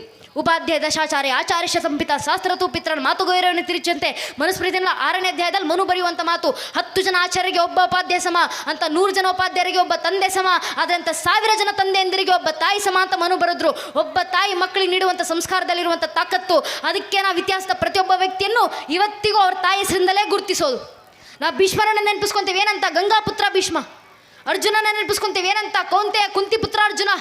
ರಾಮರನ್ನ ನೆನಪಿಸ್ಕೊಂತೀವಿ, ದಶರಥರ ಮಗ ರಾಮರ ನೆನಪಾಗ್ತಾರೋ ಇಲ್ವೋ, ಆದರೆ ದಿನ ಬೆಳಗ್ಗೆದ್ದಾಗ ಸುಪ್ರಭಾತ ಆಡ್ತೀವಿ, ಕೌಶಲ್ಯ ಸುಪ್ರಜ ರಾಮ ಅಂತ. ಅಂದರೆ ಕೌಶಲ್ಯ ಮಗ ರಾಮ ಬೆಳಗಾಯ್ತು ಎದ್ದೇಳಪ್ಪ ಅಂತ. ಕೃಷ್ಣರನ್ನು ಕೂಡ ಕುಮಾರವ್ಯಾಸರು ಗದುಗಿನ ಭಾರತದ ಆದಿ ಪರ್ವದ ಪೀಠಿಕಾ ಸಂಧೆ 25ನೇ ಶ್ಲೋಕದಲ್ಲಿ ಕೃಷ್ಣರ ಆಶೀರ್ವಾದವನ್ನು ಬೇಡ್ತಾರೆ. ಎಷ್ಟು ಸುಂದರವಾಗಿ ಕುಮಾರವ್ಯಾಸರ ಆಶೀರ್ವಾದ ಬೇಡ್ತಾರೆ ಕೃಷ್ಣರದ್ದು. ವೇದ ಪುರುಷನ ಸುತನ ಹೆಮ್ಮಗನ ಮಗನ ತಳೋದರಿಯ ಮಾತುಳನ ಮಾವನ ತುಳನ ಭುಜಬಲಿದಿ ಗೆಲ್ಲಿದಣ್ಣನವ್ಯ ನಾದಿನೇ ಜಠರದಲ್ಲಿ ಜನಿಸಿದ ಅನಾದಿ ಮೂರ್ತಿ ಸಲಹೋಗದುಗಿನ ವೀರ ನಾರಾಯಣ. ವೇದ ಪುರುಷ ಬ್ರಹ್ಮನ ಮಗ ಮರೀಚ ಮಗ ಪೂರ್ಣಿಮನ ಸಹೋದರ ಕಶ್ಯಪರ ಹಿರಿಯ ಮಗ ಇಂದ್ರನ ಮಗ ಅರ್ಜುನನ ತೊಳೋದರೇಂದ್ರ ಪತ್ನಿ, ಅರ್ಜುನನ ಪತ್ನಿಯ ಸೋದರ ಮಾವ ಕಂಸನ ಮಾವ ಜರಾಸಂಧ ಅಂತ. ಜರಾಸಂಧನ ಭುಜಬಲದಿ ಗೆಲ್ಲಿದವ, ತನ್ನ ತೋಳು ಬಳದ ತಾಕತ್ತಿಂದ ಸೋಲಿಸಿದವ ಭೀಮರ ಅಗ್ರಜ ಯುಧಿಷ್ಠಿರರ ತಾಯಿ ಕುಂತಿಯ ಅನಾದಿನಿ ದೇವಕಿ. ಅಂಥ ದೇವಕಿಯ ಜಠರದಲ್ಲಿ ಅರ್ಥಾತ್ ರತ್ನಗರ್ಭದಲ್ಲಿ ಜನಿಸಿದ ಶ್ರೀಕೃಷ್ಣ ಪರಮಾತ್ಮ ನಮ್ಮೆಲ್ಲರೂ ಸಲಹೆ ಅಂತ ಕೇಳ್ಕೊಂಡ್ರಲ್ಲ, ಕುಮಾರವ್ಯಾಸರು ಎಷ್ಟು ಸುಂದರ ದೃಷ್ಟಾಂತ ನೀಡಿದ್ದಾರೆ. ನೀವು ಚತುರ್ಮುಖ ಬ್ರಹ್ಮನಿಂದ ಶುರು ಮಾಡಿದ್ರು, ಕೊನೆಗೆ ಮಗುವಿನ ಪರಿಚಯ ಮಾಡಿಕೊಡ್ಬೇಕಾದ್ರೆ ತಾಯಿ ಹೆಸರಿಂದಲೇ ಪರಿಚಯ ಮಾಡಿಕೊಡ್ಬೇಕು. ಕಾರಣ ಒಂದು ಮಗುವಿನ ಜೀವನದಲ್ಲಿ ತಾಯಿ ವಹಿಸುವಂಥ ಪಾತ್ರ ಅಷ್ಟು ಘನವಾಗಿರುತ್ತೆ ಅಂತ. ಆದರೆ ಬಂದ ಖುಷಿ ಆಯಿತು ನನ್ನ ನೆಚ್ಚಿನ ಬಂಧುಗಳೇ, ಈ ಸಮಯದಲ್ಲೂ ಇಷ್ಟು ಸಾವಿರಾರು ಸಂಖ್ಯೆ ತಾಯಿಂದರು ಮನೆಯವರನ್ನು ಕೂರಿಸ್ಕೊಂಡು ಬಂದು ಧಾರ್ಮಿಕ ಸಭೆಯಲ್ಲಿ ಕೂತು ಆ ಮಕ್ಕಳಿಗೆ ಧಾರ್ಮಿಕತೆಯನ್ನು ತುಂಬಿಸುವಂಥ ಕೆಲಸ ಮಾಡ್ತಿದ್ದೀರಲ್ಲ, ತಾಯಿಂದ್ರಲ್ಲಿ ಖಂಡಿತವಾಗ್ಲೂ ಈ ಊರಿನಲ್ಲಿ ಜಾಗೃತಿ ಇದೆ. ನಿಮ್ಮ ಊರಿನಲ್ಲಿರುವಂಥ ತಾಯಿಂದ್ರಲ್ಲಿರುವಂಥ ಜಾಗೃತಿ ದೇಶದ ಮೂಲೆಯಲ್ಲಿ ಬಂದರೆ ಸಾಕು, ಧರ್ಮ ರಕ್ಷಣೆ ಆಗುತ್ತೆ. ಆದ್ದರಿಂದ ಎಲ್ಲ ತಾಯಂದ್ರಿಗೂ ವಿಶೇಷವಾಗಿ ನಮನಗಳನ್ನು ಸಲ್ಲಿಸ್ತೀನಿ, ಅಭಿನಂದನೆಗಳನ್ನು ಸಲ್ಲಿಸ್ತೀನಿ. ಇದೇ ಸಂಸ್ಕಾರ ನಿಮ್ಮ ಮಕ್ಕಳಲ್ಲಿ ಇನ್ನಷ್ಟು ಉದ್ದೀಪನವಾಗಿ ಬೆಳೆಯುವಂತೆ ನೋಡ್ಕೊಳ್ಳಿ ಅಂತ ಹೇಳ್ತಾ, ನನಗೆ 2 ಮಾತನ್ನು ಆಡಲಿಕ್ಕೆ ಅವಕಾಶ ಮಾಡಿಕೊಟ್ಟಂಥ ಸಂಘಟನೆ ಎಲ್ಲ ಹಿರಿಯರಿಗೆ, ವಿಶೇಷವಾಗಿ ಕಾರ್ಯಕರ್ತ ಅಣ್ಣಂದಿರಿಗೆ, ಊರಿನಲ್ಲಿ ಒಂದು ಕಾರ್ಯಕ್ರಮ ಮಾಡಬೇಕು, ಧಾರ್ಮಿಕ ಸಭೆ ಆಯೋಜಿಸಬೇಕು ಅಂದರೆ ಕಾರ್ಯಕರ್ತ ಅಣ್ಣಂದಿರು ತಿಂಗಳುಗಳ ಗಟ್ಟಲೆ ಮನೆಯನ್ನು ಬಿಟ್ಟು, ಊಟವನ್ನು ಬಿಟ್ಟು, ನಿದ್ದೆಯನ್ನು ಬಿಟ್ಟು, ಮನೆಯಲ್ಲಿ 108 ಕೆಲಸ ಇದ್ರು. ಮನೆ ಕೆಲಸ ಆಮೇಲೆ ಮೊದಲು ಧರ್ಮದ ಕೆಲಸ, ದೇಶದ ಕೆಲಸ, ನನ್ನ ಊರಿನ ಜನರಲ್ಲಿ ಧರ್ಮ ಜಾಗೃತಿ ಕೆಲಸ ಆಗಬೇಕಂತ ಮನೆ ಕೆಲಸವನ್ನು ಬಿಟ್ಟು ಬಂದು ತಿಂಗಳುಗಳ ಗಟ್ಟಲೆ ಧರ್ಮ ಕಾರ್ಯಕ್ಕೋಸ್ಕರ ಶ್ರಮಿಸಿರ್ತಾರೆ. ಆ ಕಾರ್ಯಕರ್ತರಿಗೆ ನಾವು ಏನು ಗೌರವವನ್ನು ಸಲ್ಲಿಸ್ತೀವೋ ಇಲ್ವೋ, ನಿಮ್ಮಲ್ಲಿ ಕೇಳ್ಕೊಳ್ಳೋದಿಷ್ಟೇ. ನಮ್ಮ ಶಾಸ್ತ್ರಗಳಲ್ಲಿ ಹೇಳಿದ್ದಾರೆ, ಧರ್ಮೋ ರಕ್ಷಿತಿ ರಕ್ಷಿತಃ. ಯಾರು ಧರ್ಮ ರಕ್ಷಣೆ ಮಾಡ್ತಾರೋ ಅವರ ರಕ್ಷಣೆಗೆ ಧರ್ಮವೇ ನಿಂತಿರುತ್ತೆ. ಧರ್ಮ ರಕ್ಷಣೆಗಂತ ಇಡೀ ಯೌವನವನ್ನು ಸಮರ್ಪಿಸಿರುವಂಥ ಆ ಕಾರ್ಯಕರ್ತ ಅಣ್ಣಂದಿರ ರಕ್ಷಣೆಗೆ ನಾವು ಗ್ರಾಮದಲ್ಲಿರುವಂಥ ಹಿಂದೂ ಬಾಂಧವರು ಅವರ ಬೆನ್ನಿಗೆ ನಿಂತು, ಅವರ ಬೆನ್ನೆಲುಬಾಗಿ ನಿಂತು ಆ ಕಾರ್ಯಕರ್ತ ಅಣ್ಣಂದಿರಿಗೆ ಬೆಂಬಲವನ್ನು ಕೊಡೋಣ. ನಾವೇನು ಮಾಡ್ತೀವೋ ಇಲ್ವೋ, ದಯವಿಟ್ಟು ಕಾರ್ಯಕ್ರಮ ಮುಗಿಸ್ಕೊಂಡು ಹೋಗೋಕ್ಕೂ ಮುಂಚೆ ಅಥವಾ ಊರಲ್ಲಿ ಓಡಾಡ್ತಾ ಇರಬೇಕಾದ್ರೆ ಹಿಂದೂ ಸಂಘಟನೆ ಕಾರ್ಯಕರ್ತ ಅಣ್ಣಂದಿರು ಕಾಣಿಸಿದ್ರೆ, ಹೆಗಲ ಮೇಲೆ ಕೇಸರಿ ಶಲ್ಯ ಹಾಕೊಂಡು ನಿಂತಿರ್ತಾರಲ್ಲ, ಅವ್ರ ಹತ್ರ ಹೋಗಿ ಅವರ ಬೆನ್ನನ್ನು ತಟ್ಟಿ, ನಿನ್ನ ಇಡೀ ಯೌವನವನ್ನು ಧರ್ಮಕ್ಕೋಸ್ಕರ ಸಮರ್ಪಿಸಿ ಮನೆ ಕೆಲಸ ಇದ್ರೂ ಕೂಡ ಅದನ್ನು ಬಿಟ್ಟು ಬಂದು ಧರ್ಮದ ಕೆಲಸ ಮಾಡ್ತೀಯಲ್ಲಪ್ಪ, ನಿನ್ನ ನೋಡಿದ್ರೆ ಹೆಮ್ಮೆ ಆಗುತ್ತೆ ಅಂತ ಆ ಕಾರ್ಯಕರ್ತರ ಅಣ್ಣಂದಿರ ಹೆಗಲನ್ನು ತಟ್ಟಿ ಶಭಾಷ್ ಅಂತ ಹೇಳಿ ಸಾಕು. ನಾವು ಆ ಕಾರ್ಯಕರ್ತ ಅಣ್ಣಂದಿರಿಗೆ ಸಲ್ಲಿಸುವಂಥ ಗೌರವ ಇಷ್ಟೇ. ಇಷ್ಟನ್ನು ಸಮಸ್ತ ಹಿಂದೂ ಬಾಂಧವರು ಮಾಡೋಣ ಅಂತ ಹೇಳ್ತಾ ಕಾರ್ಯಕರ್ತ ಅಣ್ಣಂದರಿಗೆ ವಿಶೇಷವಾಗಿ ನಮನಗಳನ್ನು ಸಲ್ಲಿಸ್ತಾ, ಗುರು ಮಹಾರಾಜರು ಶಾರದಾ ಮಾತೆ ನನ್ನ ಕೆಲಾಡಿಸಿ 2 ಮಾತನ್ನು ಕೇಳಿಸ್ಕೊಂಡಂಥ ಎಲ್ಲ ಹಿರಿಯರಿಗೆ, ದೇಶಭಕ್ತ ಬಾಂಧವರಿಗೆ, ಮಾತಾ ಭಗಿನಿಯರಿಗೆ, ಅಕ್ಕ ಅಣ್ಣಂದಿರಿಗೆ ಹಾಗೂ ಇಡೀ ಕಾರ್ಯಕ್ರಮದಲ್ಲಿ ನಮಗೆ ಸಹಕಾರ ನೀಡಿರುವಂಥ ಆರಕ್ಷಕ ಬಂಧುಗಳಿಗೆ, ಪತ್ರಕರ್ತ ಬಾಂಧವರಿಗೆ ಹಾಗೂ ಎಲ್ಲ ಕಿರಿಯರ ಪಾದಗಳಿಗೆ ಮತ್ತೊಮ್ಮೆ ನನ್ನ ಹಣೆ ಹೆಚ್ಚಿ ನಮಸ್ಕರಿಸ್ತೇನೆ. ಜೈ ಹಿಂದ್, ವಂದೇ ಮಾತರಂ, ಹರಿ ಓಂ ತತ್ ಸತ್, ಶ್ರೀರಾಮಕೃಷ್ಣ ಅರ್ಪಣಮಸ್ತು.